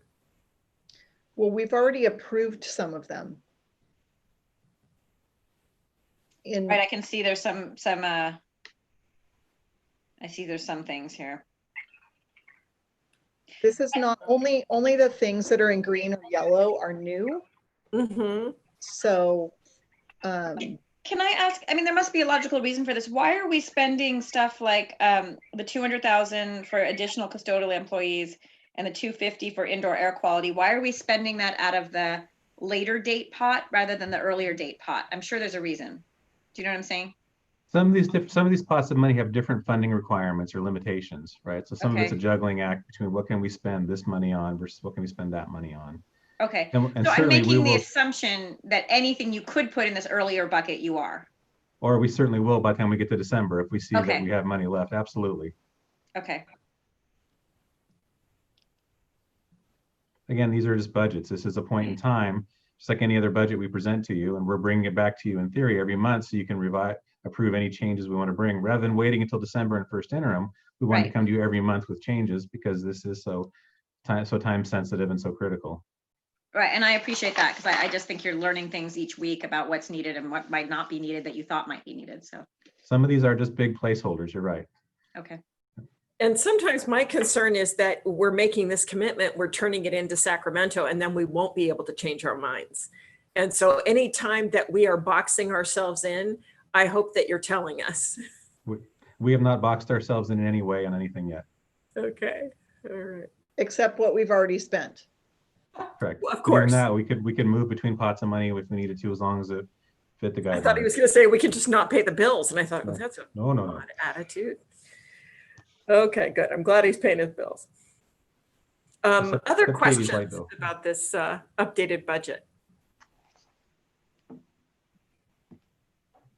I guess I should just clarify that when I said fund money, what I really meant was spending $250,000 without a really deep description makes me nervous. So if fund money rankled anybody's fur, I really meant to say, I just want to know what it's about. So take that for what it's worth. Yeah, no, thank you for the clarification.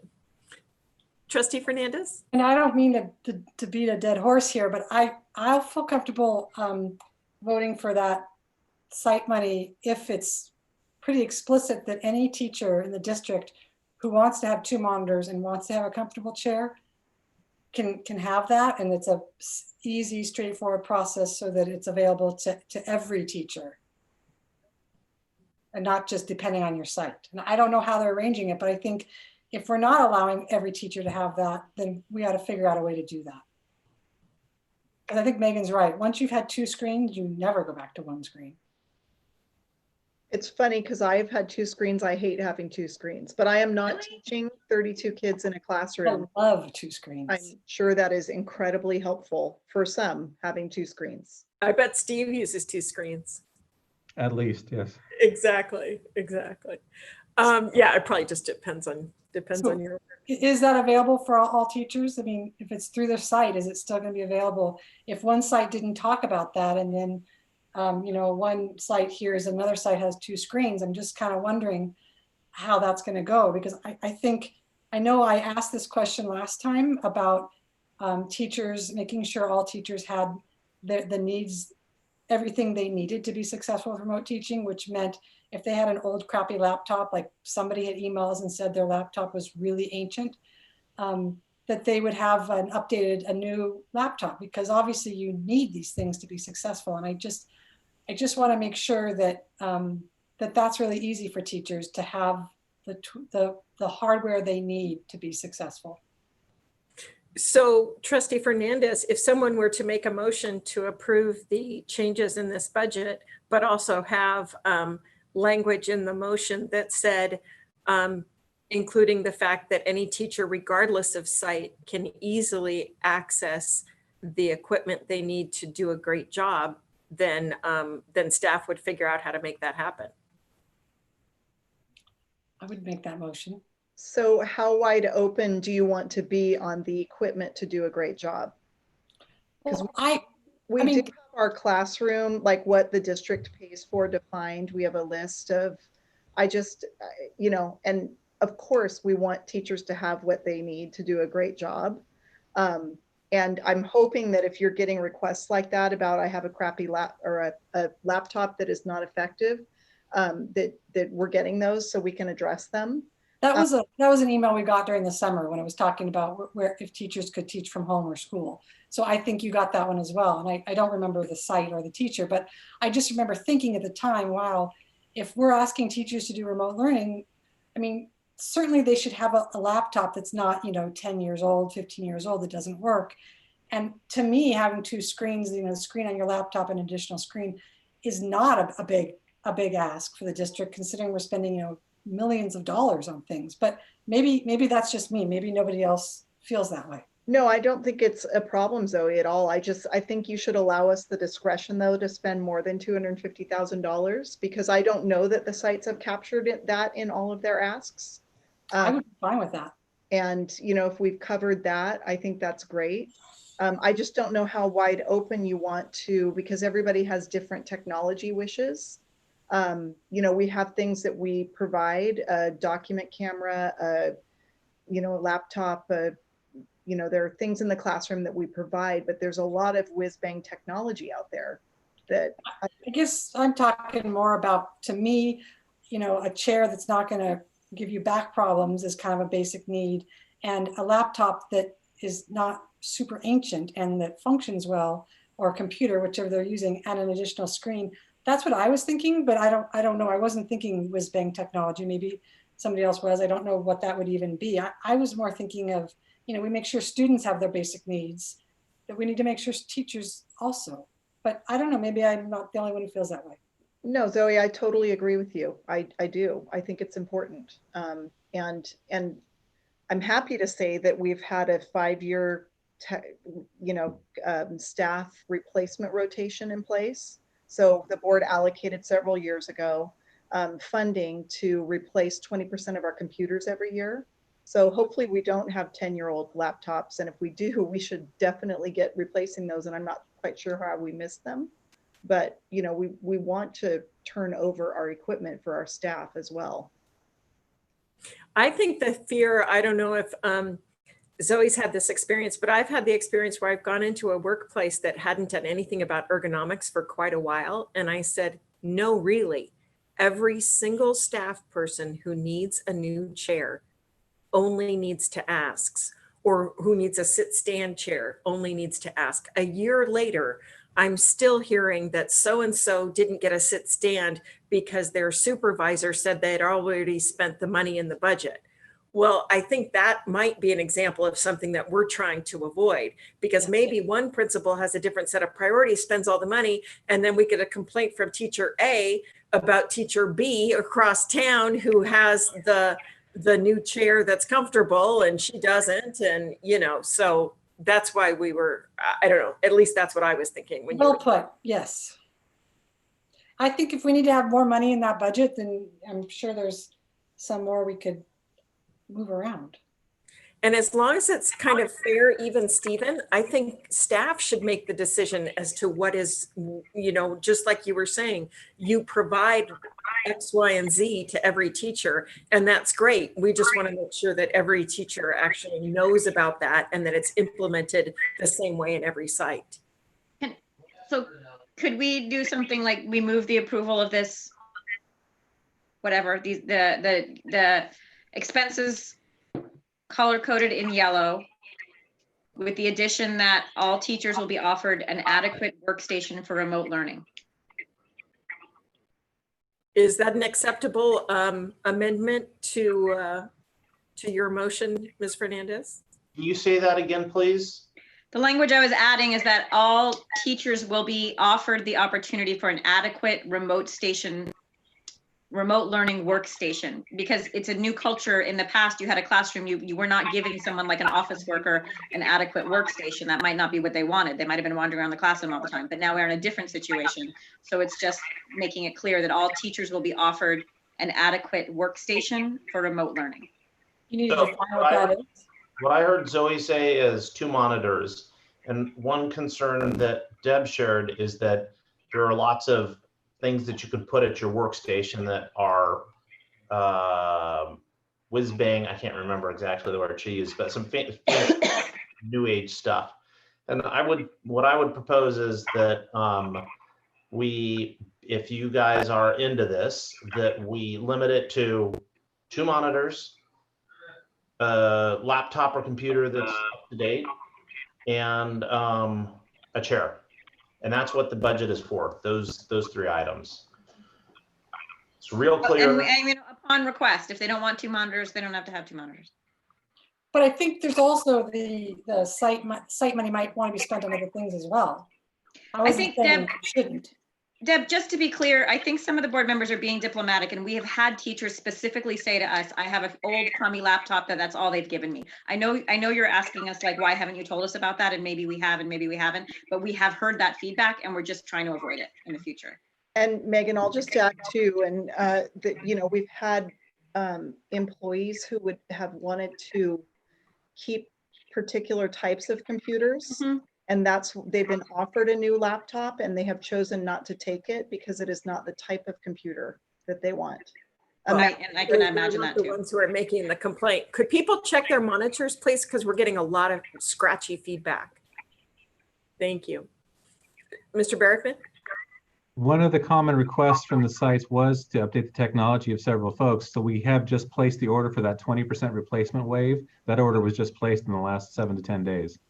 So that is being addressed. Mm-hmm.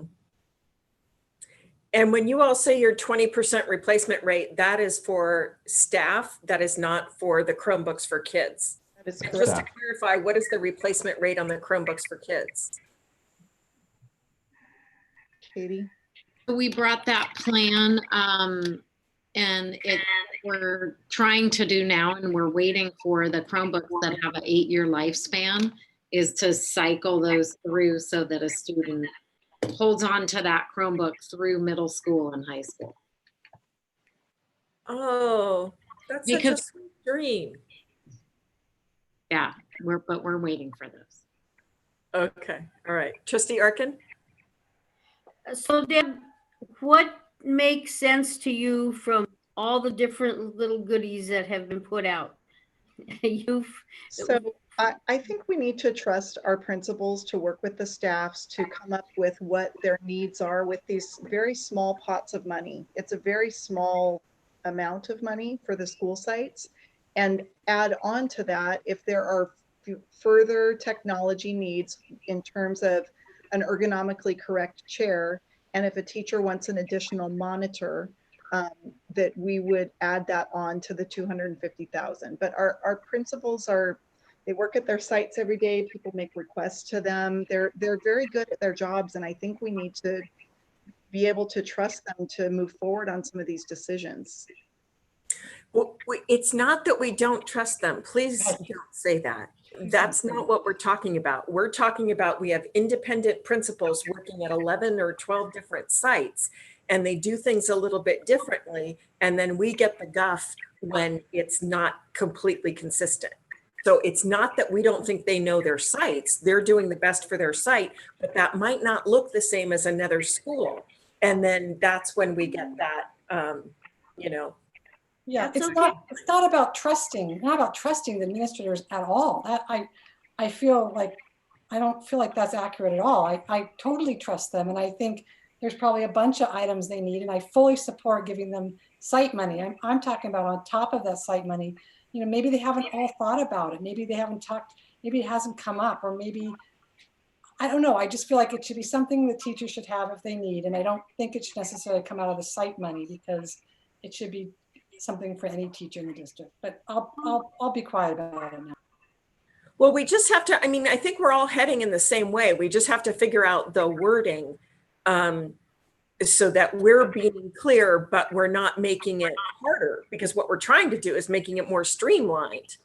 Well, but no, but we haven't gotten tons of requests that we all want monitors, extra monitors, and we all want a chair, and we all want a whatever. It's like individually, some teachers might squawk about something, which is fine. And we can relate that either to the principal or to Deb that, you know, so-and-so has an old computer. It hasn't changed. Do you think maybe you can deal with your principal? I mean, it's okay. They should be squawking to their principal. If they're not, or squawking to you, then you can just pass it on. But I don't know why we should be passing that we get a chair for them, we get a computer for them, they get 2 monitors.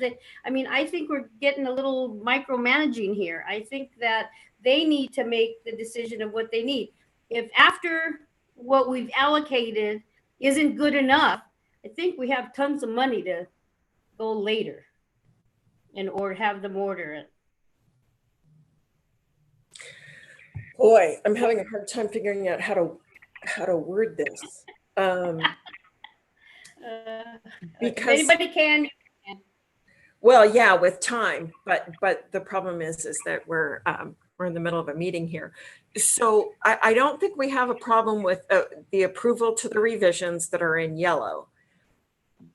We want to do that, and we want to ensure that, well, why don't we use the language that you used, Megan, that we want to ensure that every teacher has access to a healthy and productive workstation. And if additional funds are needed, then that which is allocated per site, we will be happy to revisit that in October. I'm fine with that. I don't think this is as complicated as it seems to be. It seems okay, like that's broad enough wording that right. won't. And I guess you, right, Katie? I guess at the risk of sounding a little bit tense here, if the principals are all supporting their staff, this should be a non-issue, and we should all say, great, it's not going to be an issue. All the workstations are adequate, and they know that they've been offered it, and it shouldn't be an issue. So to me, this seems fairly non-controversial. We're approving the yellow things in yellow, and saying, in addition, all teachers should be offered an adequate workstation that includes a laptop that's less than 5 years old, unless they want their own crummy old laptop, and up to 2 monitors if that's what they'd like. Oh, but then you put more in there. Sorry, adequate workstation. I don't even care. I mean, if all the teachers' needs are being met, this is a non-issue no matter what we say. So that we don't box in the staff too much. Okay. Okay, which kind of gets back to, I had counted Trustee Fernandez's motion 10 minutes ago. I thought she had made a motion. No, go ahead. If it was amended, does that sound like your motion? Otherwise, we need to vote on it. I didn't really make a motion, so. Would you mind withdrawing that motion? I withdraw my motion. Thank you, that I created. Sorry. So now, was what you just said, Trustee Van Sant, was that a motion? Sure. All right, there is a motion for approvals in yellow. I'm holding up my phone because this is where I was looking at the document. So approvals in yellow from the PowerPoint that we just saw, including adequate workstation. If there's not enough funding, we revisit in October. Is there a second to that motion? I second. Wonderful, Trustee Arkin seconds. Any further discussion? Does staff need any clarification on what we're trying to express? Yes, you made a comment about if there's not adequate funding, we're going to come back in October. What I meant was, if there's not adequate funding in the 250 that you have allocated to schools, then we would just revisit that in October because there is a reserve. Is that not clear? Yeah, I thought we were just approving the 250, and then if there are any other technology needs that are needed with monitors and ergonomically correct chairs and adequate workstation, that would be on top of the 250.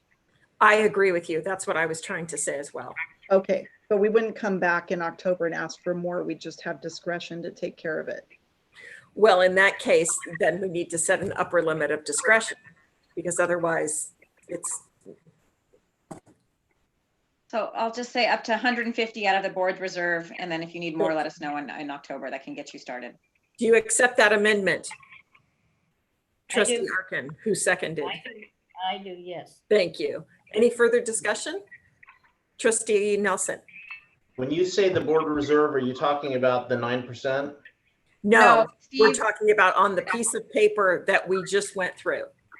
Steve has a little 475,000 that he kindly called the board reserve. I didn't even know we asked for it, but now it makes me feel like it's our reserve. So there's a 475,000 in the 6 million that says board reserve. And yes, you did ask for that reserve. So. Oh, okay. And so was that reserve supposed to be headed towards the replenishing the 9%? No. That Because board reserve was created because some of us, like me, was like, how are you going to spend $1,000 in social emotional counseling? And we were like, what the hell's that? So that's why it ended up being there. And so the proposal is the $250,000 plus an additional $100,000. Up to. We've been talking forever. We have no idea what this actual need is. We don't know if we need 2 monitors or 200 monitors. So there's no way for us to even know what's going on. This may be a complete non-issue. It might be that almost all teachers are totally happy with what they have and we need 5 monitors. I have no idea. Right. Any further clarification needed? Okay, then I'll call for the vote. Those in favor of the motion, please say aye. Aye. Aye. Any opposed? Any Opposed. opposed? Trustee Nelson? Any abstentions? Okay, thank you. I'd also want to know, is there, should we be passing a motion asking the state to give us until June 30th to spend these funds? Would that do any good whatsoever? Or should we be writing to our legislators asking for more amount of time? Most of these are federal funds, so we'll be writing to across the country, not locally as much. Mr. Huffman, would that do us any good, or what are your peer organizations talking about this and taking a stand? I haven't heard. No. I mean, in my AXA call today, they were talking about this, and they're not yet to the point of taking a stand. They still think that there might be some reasonableness to extend the deadline. So we'll get back to you on that. Okay, all right. And if we do need to do something, we're happy to do it. And I just want to point out that a monitor is about $100. So if we bought 100 monitors, that's $10,000. So we have enough money to do this. Right. Okay, I am calling for a break. It is 8:39. Can we come back in 6 minutes, please, at 8:45? Thank you.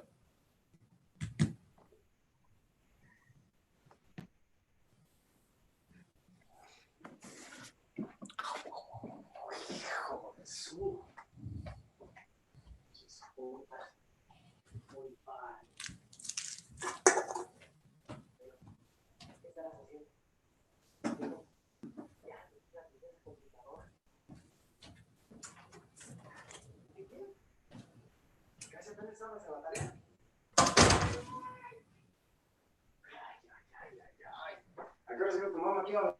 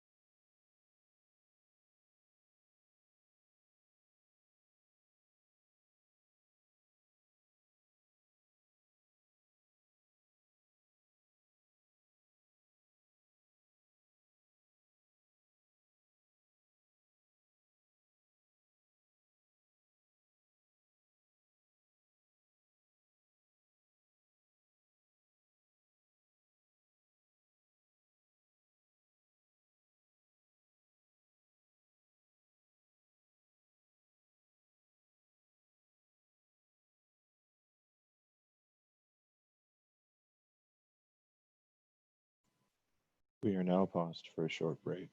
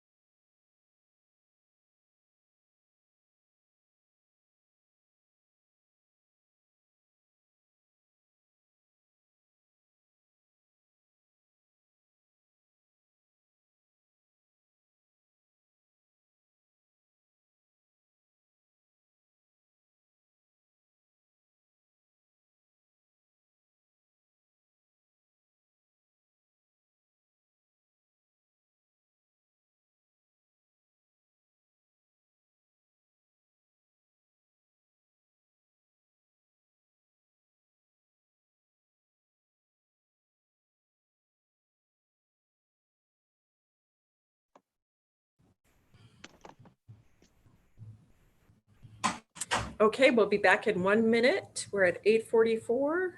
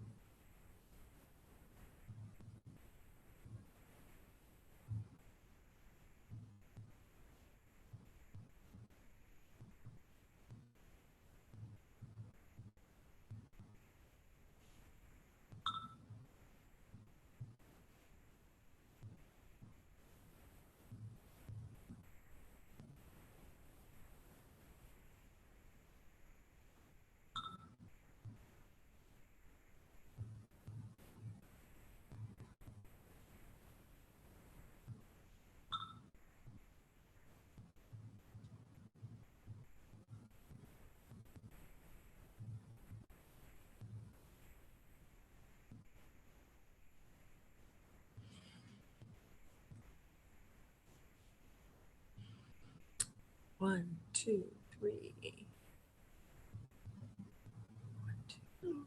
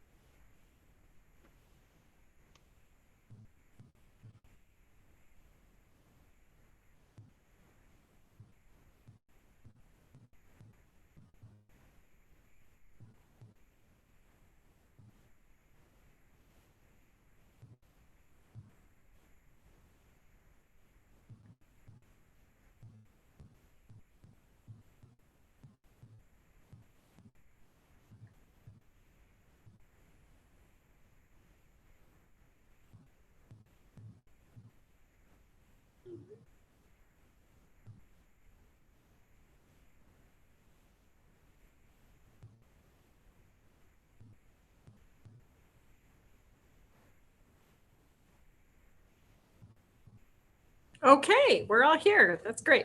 All right, so, well, no, now we lost Trustee Fernandez. No, she's back. Okay, here we go. So we will now get started with our unaudited actuals financial report, E4. So Mr. Barrickman, I take it? Yeah, you haven't heard from me in a little while, so. Okay. Really, first, I wanted to really recognize and acknowledge the work of the fiscal team.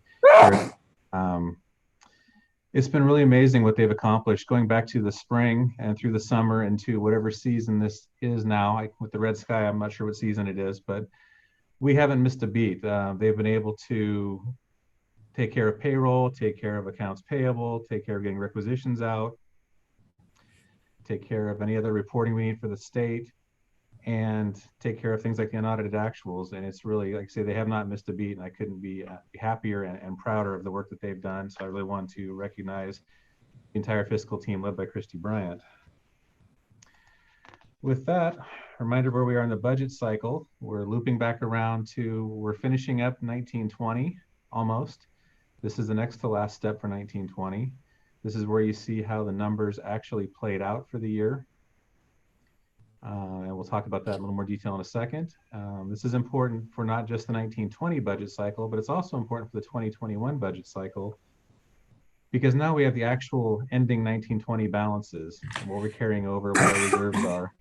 That can make a big impact on our 2021 budget. And fortunately, it is good news tonight, I think, pretty much across the board, as you'll see as we go forward here. As you're all painfully aware, this has been a bit of an unusual year. Through mid-March, everything was kind of normal, right? We brought second interim to the board on March 12th. We had a pretty good handle on how we thought we were going to finish the year. And then on March 17th, we sent everybody home and said, okay, no more site-based instruction. Every aspect of the district's operations were impacted, including the budget. And with most discretionary and initiative-based spending grinding to a halt because we couldn't do a whole lot of things, you would expect that this would help the budget, and it did. So jumping forward, I'm going to do like a mystery and read the last chapter to you first. As second interim, we thought we would finish with reserves totaling 9.1%. We actually ended up finishing with 13.2%, which is great news, because as we've talked, even though the state is trying to hold us harmless on revenue for 2020-21, we know it's going to be raining the next couple of years in our budget, and it's great to have a strong rainy day fund.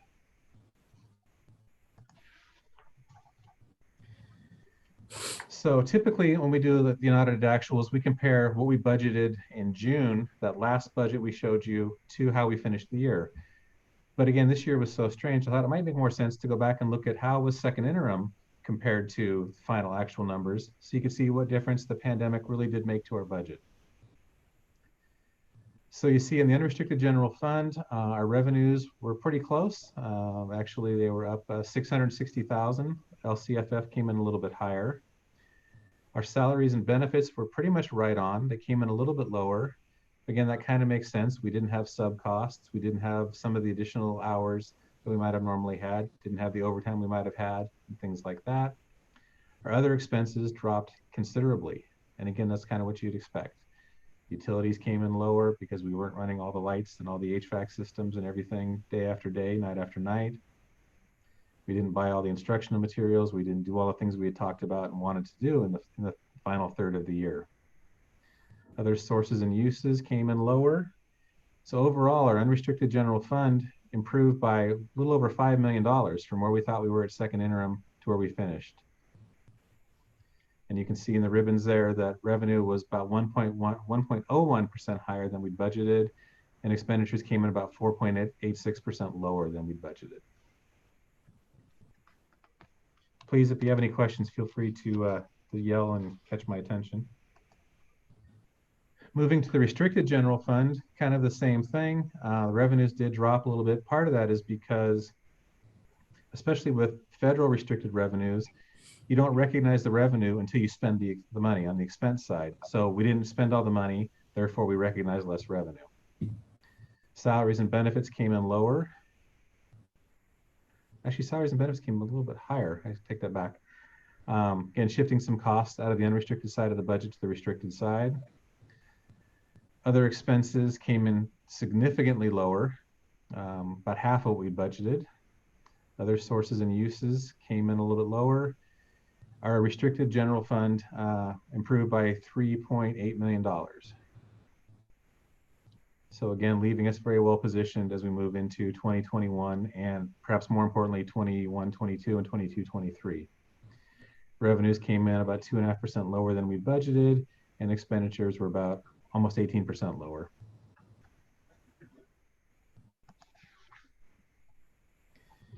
Looking at the other financing sources and uses, that's where we move money back and forth from the general fund to some other funds. We were able to pull some money back in from Fund 17, which is our savings account, our reserve. We try to keep just at the 9% in Fund 17, and any additional reserves remain in Fund 01, the general fund. So that money came back into the general fund. We also got some money back in from Fund 40, which is where the loan went for all of the energy efficiency project equipment. That loan was in Fund 40. We had to buy some of the equipment out of Fund 01 because we didn't have the money yet from Fund 40. And so then we just repaid that loan basically. Transfers out, just some very small contributions to adult education, to the Pupil Transportation Fund, and to the Cafeteria Special Reserve Fund. If you recall, especially on the Cafeteria Fund, we were projecting to have to contribute over $200,000 earlier in the year. Thanks to the good work and the higher reimbursement rates from the state, we were able to whittle that down considerably.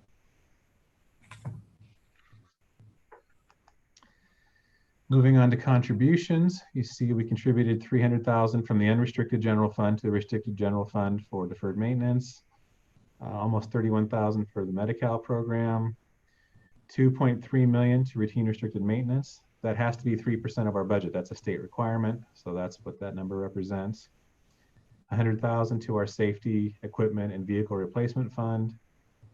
5.9, almost $6 million in contribution to special education. That is about $323,000 less than we budgeted at second interim, and actually $46,000 less than 2018-19. I can't recall the last time I saw a special ed encroachment or contribution go down from one year to the next. So that's actually pretty amazing. Excuse me.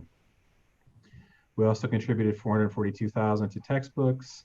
We had to contribute a little bit of money to Title I and Title III due to some federal program monitoring findings and some other shortfalls.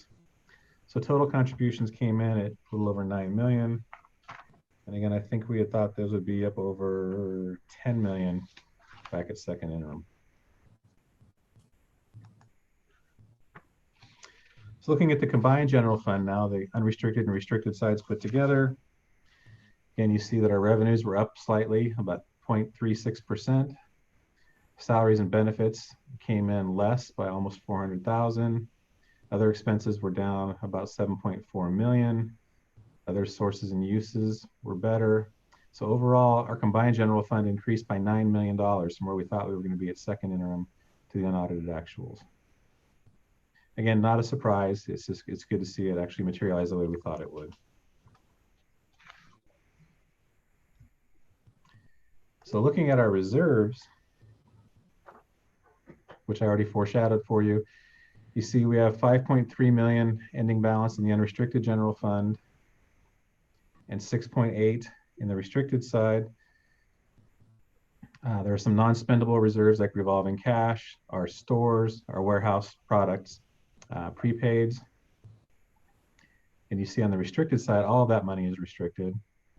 And there are some other carryovers in the unrestricted general fund. There's the site discretionary carryover, some assessment testing money, some differentiated assistance money, and the SCG carryover, which came in a little bit higher than we thought it would, and we talked to you about that over the last couple of months. So that leaves 3.2 million unallocated and unassigned in the unrestricted general fund. That equates to a 4.2% reserve by itself. So when you combine that with a 9% reserve sitting in Fund 17, you see we have 13.2% reserves at the end of 1920. Excuse me. In terms of the restricted general fund balances, a lot of different categorical programs here. You can see some of the ending balances. Lottery has about 700,000 left. Learning Communities, CSEA Professional Development Block Grant. Here are some of the COVID-19 relief funds. So these funds you see here, the $99,097, those have the longest date to spend, the most time to spend. And it's also the least restricted money. So we're saving that to the very end. Anything we spent so far, we found a place to put it that was a little more restrictive, but it would still fit in that category, and it had a shorter deadline to spend it. So we're going to hang on to that money as long as we can, like we talked earlier.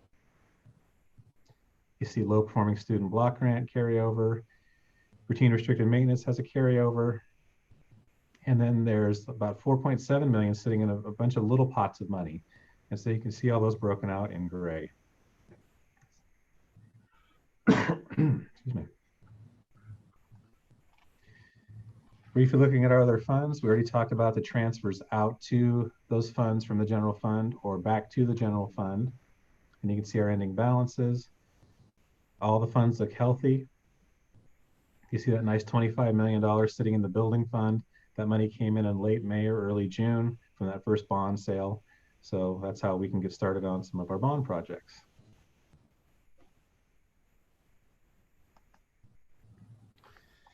So in terms of next steps, tonight you're being asked to approve the unaudited actuals ongoing, like we just spent some time on. We'll keep refining the learning loss mitigation and ESSER budgets. We'll be meeting with UTA regarding the fair share formula in October. And the next couple months, we'll be working with our auditors on our 1920 audit. We'll be working on our budget for first interim. And we'll be developing the LCFF budget overview for parents that has to be taken to the board in December. So there is no LCAP this year, but we still have to do the budget overview for parents document that was part of the LCAP last year. We'll be bringing all three of those things to you in December to present to you, the audit report, first interim report, and the budget overview for parents. So with that, I'll turn it over to any questions. Okay, board members, questions about unaudited actuals?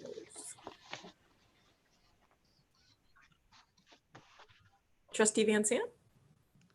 I guess this is sort of a general question for Steve. I think I'm struggling with, this is such a radically shifting budget environment that we have right here with like just in a fiscal situation that I don't even know how to think about, because there's just like a ton of money and we're in an environment that's very different than we normally work with in the school system. So trying to figure out what makes the most sense here, I don't even know where to start. So I'm wondering, from what you're hearing, Steve, with your colleagues and your people that you must hang out with and talk about these kinds of things, what is their advice to fiscal directors, and I don't know if they have advice to boards too, and how to approach this environment? So, because like in a normal year, we have looked at the fund balance in excess of 9%. And I've always been someone that's like, I think we should spend today's money on today's students, you know, like I'm not into huge reserves.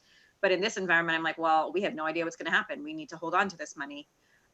So it's just not the way we normally approach it. And I'm just wondering what your suggestion is on how we should be thinking about this in order to make good decisions.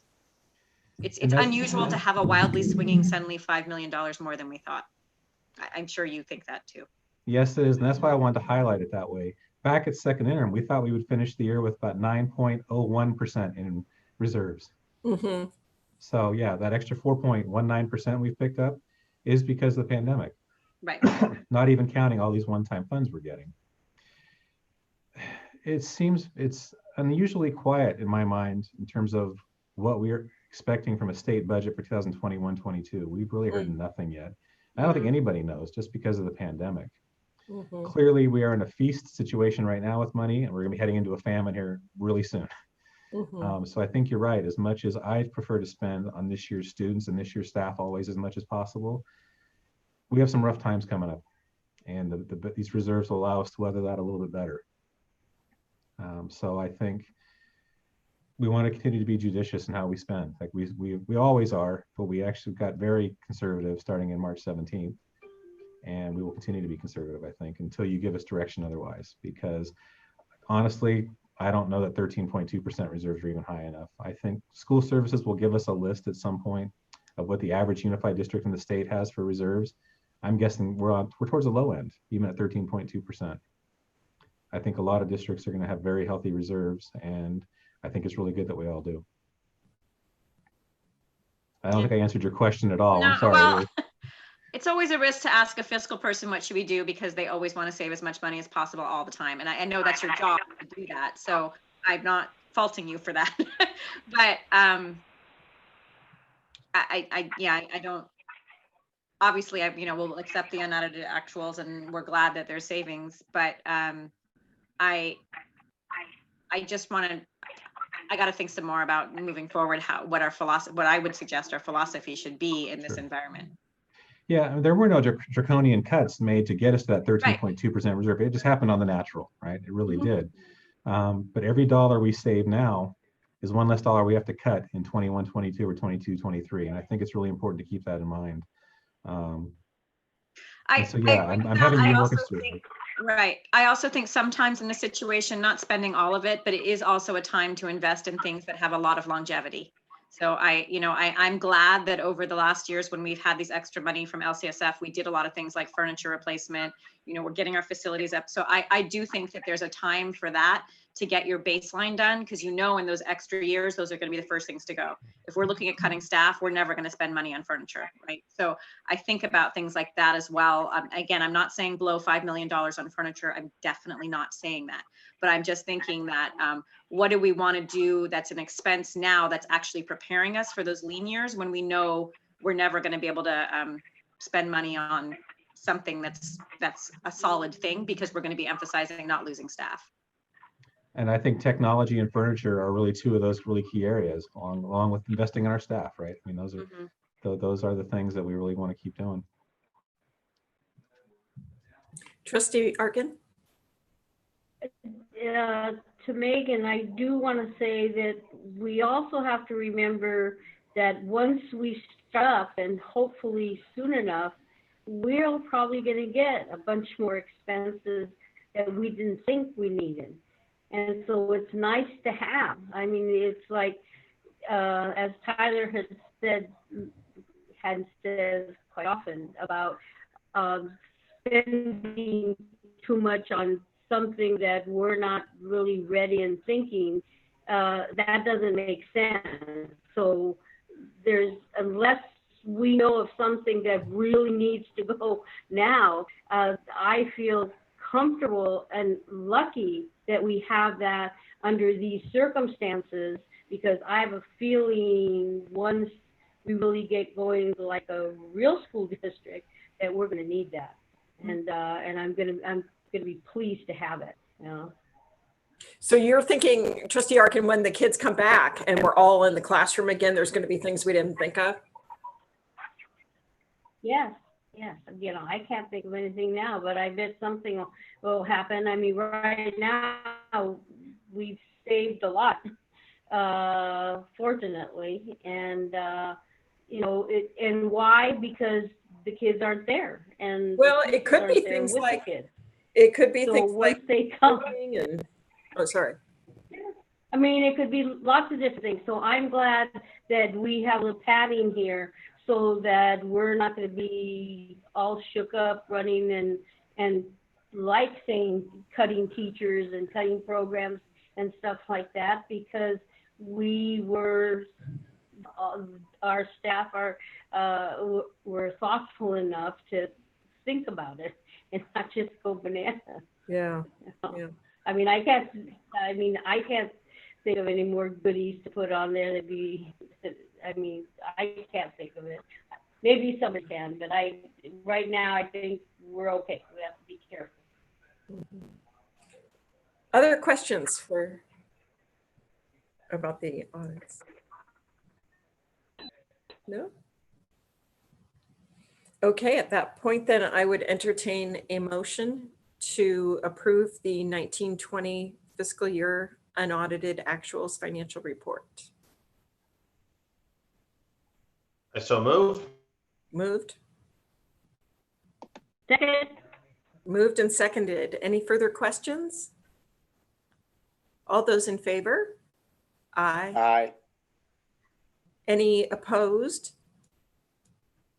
Any abstentions? Okay, thank you. So thank you to your whole fiscal team, and thank you for spending all that extra time looking for the best pots to use first, and then moving it again, and we appreciate it. Always, thank you. Our next item is Week of the School Administrator, October 11th through the 17th. I was just going to let Steve take this because he's been on such a roll, but I'm happy to step up. Oftentimes we read the entire resolution, and I would think that in the interest of time and really to honor our administrators, if it's okay with you, I'll just give a brief synopsis of what this is. President Mogard, is that okay with you? Well, if you'd prefer to finish the meeting 5 minutes earlier than read it, that's fine by me. So Week of the School Administrator is October 11th through the 17th. And this is a week that we honor our school administrators. This is done statewide. There's other employee recognition in the spring, but the administrators get recognized in the fall. And I think this year, even more than other years, I am especially grateful to work with this outstanding administrative team who's been working really tirelessly throughout the summer and now into the school year. And I appreciate the support that you show us and show our other administrators. And I appreciate you considering this resolution to recognize them during the week of October 11th through the 17th. Thank you. Trustee Nelson? Since Nicole saved us so much time, I just want to say that these are extraordinary times, and it feels so nice to know that we have this team around us that is guiding us and doing the absolute best and really putting in some time that is exceptional. I don't even know how to express my thank you to all of you, the ones that are here and the ones that are not listening, that are probably in bed wondering how they're going to get through tomorrow. But we are incredibly lucky here at Ukiah Unified. So thank you very much. Yes. Yes. Would you like to turn that into a motion in addition to your kind words, Trustee Nelson? I so move all that and the rest of the stuff as well. Excellent. Is there a second? I'll second that. Thank you. All those in favor of our administrators and naming the week of the school administrator, October 11th through 17th? Aye. Aye. Any opposed? Any abstentions? Okay, thank you. Thank you, administrators. Now we have a number of first readings having to do with charter schools. This has been a project to update our internal charter school policies for over a year. And we have Council Jennifer Nix, who's going to be joining us as well. There she is. Okay, great.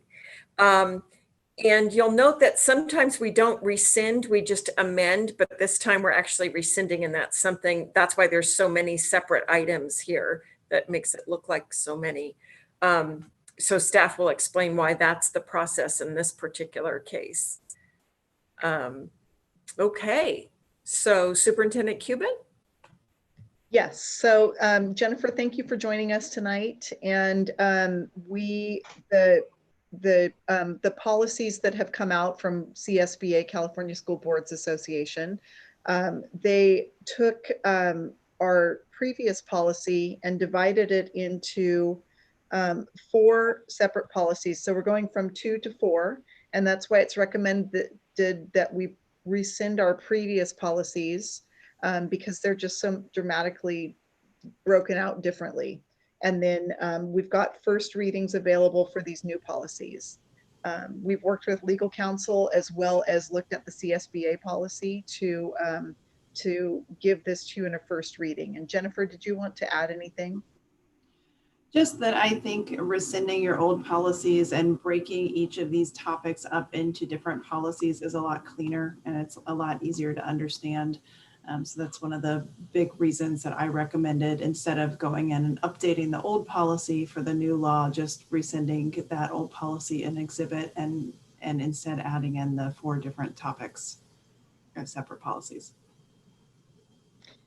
And with all of these, they're first readings and we'll bring them back to the next meeting for approval. But Jennifer, did you want to give an overview to the policies at all? Yes, if that would be helpful, I would be happy to. So the first board policy that you have also has an administrative regulation with it, and it's with regard to authorization of new charter schools. This past year, there was a pretty significant legislative change with regard to authorization, specifically regarding reasons for denial. There are 2 new reasons for denial, and they both relate to fiscal impact on the district. Additionally, over the past couple of years, the legislature has been cleaning up what a charter school has to show in order to be authorized. So that's what the first board policy and AR are, and it brings everything into compliance with current law. Yes. Thank you for letting me interrupt. Did you say if the one reason to deny charter schools, if it physically could impact the district or ruin the district? What does that mean? Yes, so there are now 7 different reasons you can deny an initial charter school petition. Reasons 6 and 7 both relate to fiscal aspects. The first being if the charter school would have a negative fiscal impact on the district that would cause you to have to cut programs or reduce offerings for district students. The second being if the impact of the charter school would put you into a negative certification. So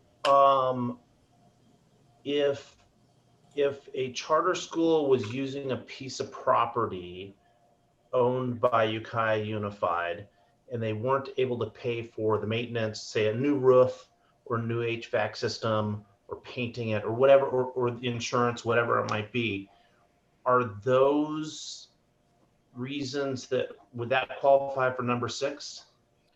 Well, that's all hypothetical, of course, right? But so first consideration of the fiscal stability of the charter school is an aspect that you look at when you're looking at that initial petition.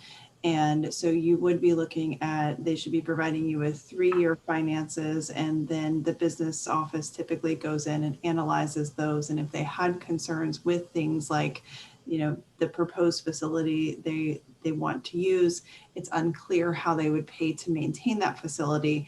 That's something that the board could deny on as well. The charter school also has to identify the facility that it's going to use in the charter petition, explain how it's going to get access to that facility, and show support for being able to afford the cost of the facility. If they can't do any of those things, it's all a basis to deny, regardless of the actual fiscal impact of the charter school on the district. Yes. This may be a really naive question, but I haven't been a board member when we had a new charter petition, so I don't know how it works at all. Do charters typically build a budget based on ADA and that's it? Typically, yes, for a non-basic aid district. Basic aid districts, when they get charter petitions, those are funded a little bit differently. But a charter school and an LCFF funded district would be funded on LCFF funding as well. Okay.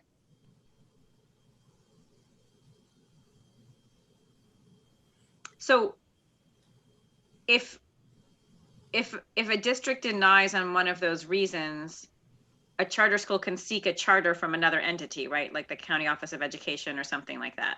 Right. The charter school has the ability to appeal the denial to the county board, and the county board can grant it. And if they grant it, it operates under the County Office of Education, but with the restrictions as if it were operating under the school district. And that's all in the administrative regulation, the first one that's on your agenda. They can also, if the county board denies it, they can appeal that to the State Board of Education.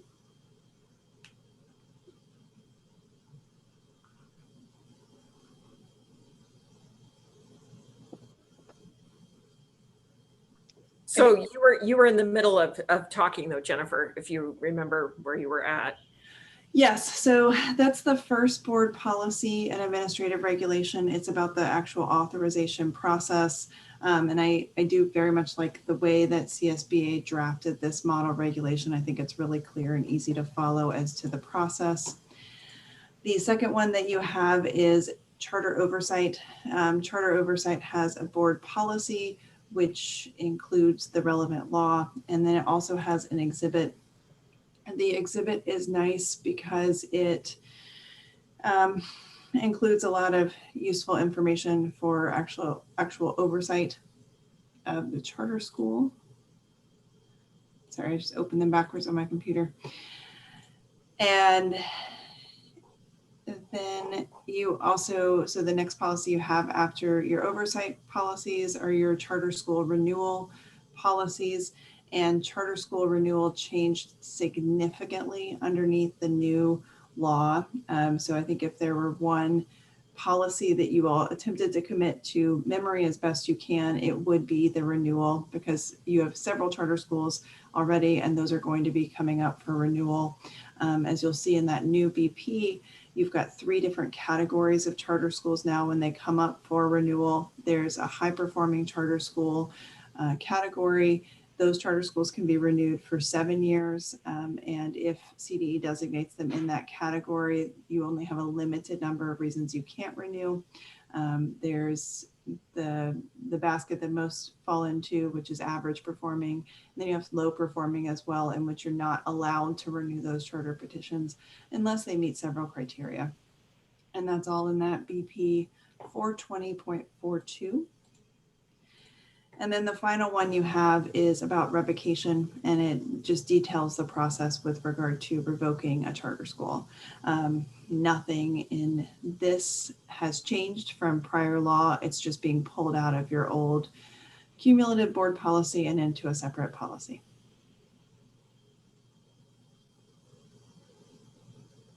Any questions or feedback on those policies? They will come back at the next board meeting for approval. And if you think of anything between now and then, please let us know. Jennifer, we've had some, one of our charter schools, which is in many ways a lovely school, but we've had some trouble. We've been encouraging them to make sure that their sociodemographics and match the rest of the school district, and they really don't. And we told them, and we told them again, we told them again, and I don't know what we're, you know, what are our other options? So when you're looking at renewal of charter schools, you can look at how well they're complying with the law, and that's one of the aspects they have to comply with. However, there's no requirement that they actually match the socioeconomic diversity of your district. The requirement is that they take steps to achieve a similar level. So as long as they can show that they are taking steps to do that, then they would be eligible for renewal. And if the discrepancy is significant, then you're often looking at renewal with conditions. There are some pretty easy things that can be done to fix that. For example, you can ask the charter school to put in a priority for students with free and reduced lunch, especially if that gets moved up to first priority. You start to see the demographics evening out a little bit more and a little bit faster. But there are ways to address that at the renewal process if that's a concern of the boards. Mm-hmm. Okay. And okay, all right. So if I could actually tag on to Ann, what we've heard is we're advertising in the newspaper, we're doing public fairs. How are we supposed to judge whether the efforts that they're making are enough, or if they're not enough, if they're just doing a couple of things and it's frivolous? Well, you would want to see some upward trajectory in the demographics and upward in more closely matching your district's demographics. I think it's unrealistic to expect charter schools to meet your demographics simply because it is a school of parent choice. The parents do have to, I don't think any of your charter schools have transportation, so the parents have to get them to school and from school. So there's some significant barriers to many students attending those schools, but you would want to see that the efforts they're taking are resulting in an increase in students who are on free and reduced lunch, students who are EL, students with disabilities. Thank you. Yeah, Megan. I confess I hadn't looked at these very closely, and as you were talking, I was going back and looking at the renewal one because that one was not really flagged in my mind. But and I looked at it really quickly, and it looked like the bar for a 5 to 7 year renewal was fairly high in terms of considering a high performing charter school. I think it said you had to be in the top 2 tiers on the dashboard. And yeah, setting aside the fact that I assume the dashboard's going to be all messed up for at least a year or two because of the pandemic, but let's pretend it wasn't. It makes me think that some of these charter schools that are used to getting 5-year renewals might not meet that threshold because it's pretty high. It's a lot higher than I think our district would be able to meet right now, perhaps. So I'm just wondering, in your world, are charter schools aware of these state law changes may make it so that they don't get these 5-year renewals with the same kind of ease that they possibly did in the past? They are, and actually CDE is doing something really helpful, which, well, I won't comment on that. We're doing something. Yeah, you said it. I thought it. So CDE is doing something really helpful, and actually, when the dashboard data comes out, they're putting each charter school into the right category. So it's not something that the charter school has to argue or that you have to look at. If they're in that first renewal criteria that gets them renewal of 5 to 7 years, CDE will have designated them as such because there was no data from standardized testing last year. No charter school is in that highest performing category for this year. CDE is looking at how they're going to designate it for next year. But that's 5 to 7 years. So you can, with those highest performing schools, give them 7 years, whereas typically you were giving them 5. Most charter schools are going to fall into that second category where they get renewal for 5 years. Okay. Not the 2 or the, I didn't, okay. Right, yeah, not the, so, and that's 2. And then but it sounds like what you're saying is CDE is going to tell them and us which tier they fall into. Yes, so exactly. Kind of as contentious, it'll just be like, this is what, okay. Exactly, and I am decently familiar with your charter schools, and you don't have anyone who's in that 2-year category at this point. All of yours are in the 5. But not the 7. But I don't believe anyone's in the 7. I could be wrong, but I don't think so. Okay, thank you. Trustee Arkin?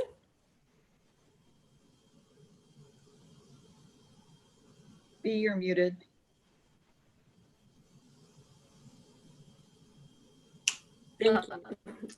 So what I'm wondering is, if a charter school wants to be a charter school, we have to provide a space, correct? if that space that they want needs, no, we don't. No, but ask your follow-up question and I'll answer them both at once. Okay. So do we need to provide the space, and do we need to fix it up? Or do they get funding to do that? So a charter school is entitled to district facilities if it has 80 full-time in-district ADA students. If it doesn't meet that level, then it is not entitled to any school district facilities. And that's under Prop 39. Under Prop 39, the district is required to make what are considered equitable facilities available to the charter school. And so they would be equitable to your facilities. That includes contiguous classrooms, administrative space, and anything that would be considered equitable. And there's a whole body of law on this, as you can imagine. It's been litigated many, many times. So when your charter school goes through the process to request facilities, that starts with a request on November 1st at the latest. From there, you go through and the school district assigns facilities to the charter school based on the needs of your students as well as the needs of the charter school. They do have to be habitable facilities, and they do have to be facilities that the students can attend safely. So we would have to fix it if it's not working. If not necessarily, and I know you all have a specific situation in mind, but a charter school can request a specific facility, but they're not necessarily entitled to that specific facility. So if a charter school meets the threshold for facilities, makes a request for facilities, you can place that charter school wherever in the district is appropriate. You don't have to fix up a space that is currently not in use in order to house a charter school, but you would if you didn't have any other space. Okay, so right now, dealing with the wording of these new board policies, other than what the state and CSBA have recommended, is there anything that in your ideal world, Jennifer, that you would add? And no, so I talked with Scott about that, and the policy the authorization policy in particular references a memorandum of understanding, which is something that you require with every charter school. And I think any specific details can be worked out in that MOU. There was one additional detail we added, which is a recommendation that any initial petition be submitted by October 1st. And that's just to give you all enough time to go through the process, which is now a 90-day process and not a 60-day process, which is great. But that means that if you're getting it October 1st, that's kicking it out until the end of the school year or the end of the calendar year before they get approval. And then they still have to get a CDS code and actually open. So that was the only thing that's in the policy that I think was a judgment call on our part, the October 1st date. Okay. And Superintendent Cuban, that date kind of works for you with your flow? I think that's a good date, because if a charter school were to open and we, lose enrollment to the charter school and we have to adjust our staffing, it gives us time to do layoff notices and everything else that we might need to do, knowing that we might be losing enrollment. Good. All right, any further questions? This is not on for tonight for a vote, but just an opportunity to review. Any other questions for council or for staff? Okay, hearing none. Thank you, Jennifer. We appreciate your time. Thank you all. Have a good night. Okay, bye-bye. So then that covers E7 through E12.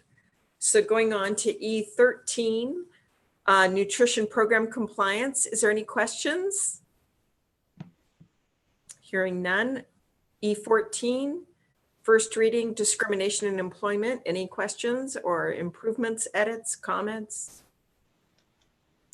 E15, revised board policy regarding sexual harassment. E16, Title IX, sexual harassment complaint. Oh my gosh, I started reading these. Does that mean I need to read them all now? I'm sorry. 17, infectious disease. 18, non-discrimination harassment. 19, parental notifications. 20, sexual harassment. 21, sexual harassment complaint, Title IX. Are those repeats or are those just different aspects of the same issue? I guess they have different numbers, so I guess they're different aspects. 22, physical education and activity. 23, individualized education program, IEP. 24, procedural safeguards for special ed. And finally, 25, non-public, non-sectarian school and agency services for special education. Okay, no comments, no improvements. All right, thank you. Then we'll move on and we'll be seeing those next month as the second reading for voting and enacting. Parent and community partnership, superintendent's report. I think I'll just make one comment. I think most of what we've been up to lately, Kara covered in the Principals Network, and we covered in our distance learning report to the board, and all of the budget stuff we've been talking about. But I've been visiting our classrooms virtually, and it's been just a total joy to see our students. And I just have utmost respect and praise for all of our staff and their hard work. When you go into a first grade classroom with 24 kids virtually and it's being taught in Spanish, it's quite a feat. And I'm really proud of the structures that we've put in place, and you know, just acknowledge the hard work that our staff is doing, that our students are doing, and of course our parents. Just incredibly, it's incredibly hard work. So I really appreciate that, and I look forward. I'm visiting at the high school tomorrow. I've also been to school sites and have, we have about 75% of our staff, our teachers working from their classrooms, and it's been a joy seeing their beautiful faces, smiling faces, as they're working from their classrooms. And I just, it gives me so much joy. I get really excited when I get to see people in person. So that's really nice as well. And I think I'll leave it at that. Okay. Any board member reports? Trustee Nelson. Very briefly, and this is more of a long-term project, but I think that the district ought to consider doing like a K through 16 as opposed to K through 12. Parents shipping their kids off to college is just not fair for the parents. And I think we need to keep our kids around a little bit longer. So something for us to consider in the future, but sending your kid off to college is, well, it has some pluses, but there's definite minuses. Oh, so true. So true. I'm sure Ella would appreciate that, Tyler. Oh, I'm sure she's watching. I'm sure she misses him so much she's watching. Any other board members have any comments? Okay, hearing none. We pulled G1, and so we would be looking for a motion to approve the consent agenda, items H1 through H28. I so move. Moved. I'll second that. Seconded by Trustee Diaz. Thank you. All those in favor? Aye. Aye. Any opposed?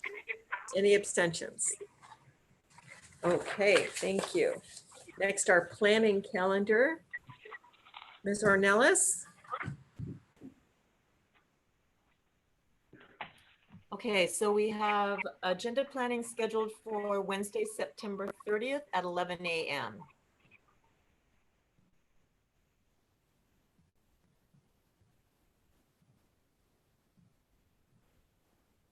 Definitely not my turn. I can do it. Somebody else gonna do it?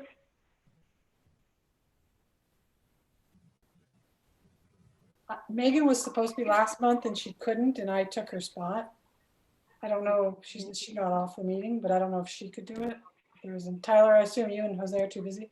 I was just gonna, I kept talking on mute, so I owe $2 because I did it twice. And, or I'm sorry, Deb, what was the date of that one? September 30th. November 30th? September 30th. September. It would be better if I dodged the bullet again. Okay, let's assign Trustee Vincent. 11 a.m.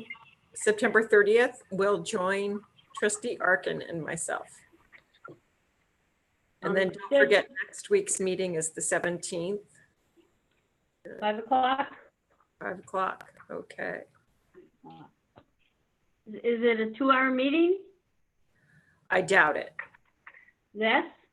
No, we'll just be approving the learning continuity and attendance plan and all those policies that we just looked at. That should be it. Oh. So far, should be quick. 5 minutes? Okay. Okay, I hate to do this again, but what was that meeting date? 1 week from today, the 17th. 17th. At 5 p.m. Yes.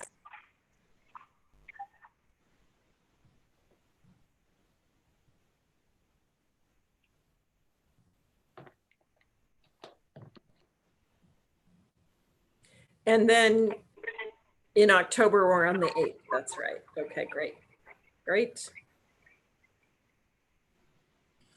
All right, any other business? Okay, then we are adjourned. Thank you for your time. Bye, everybody. Good night, everyone.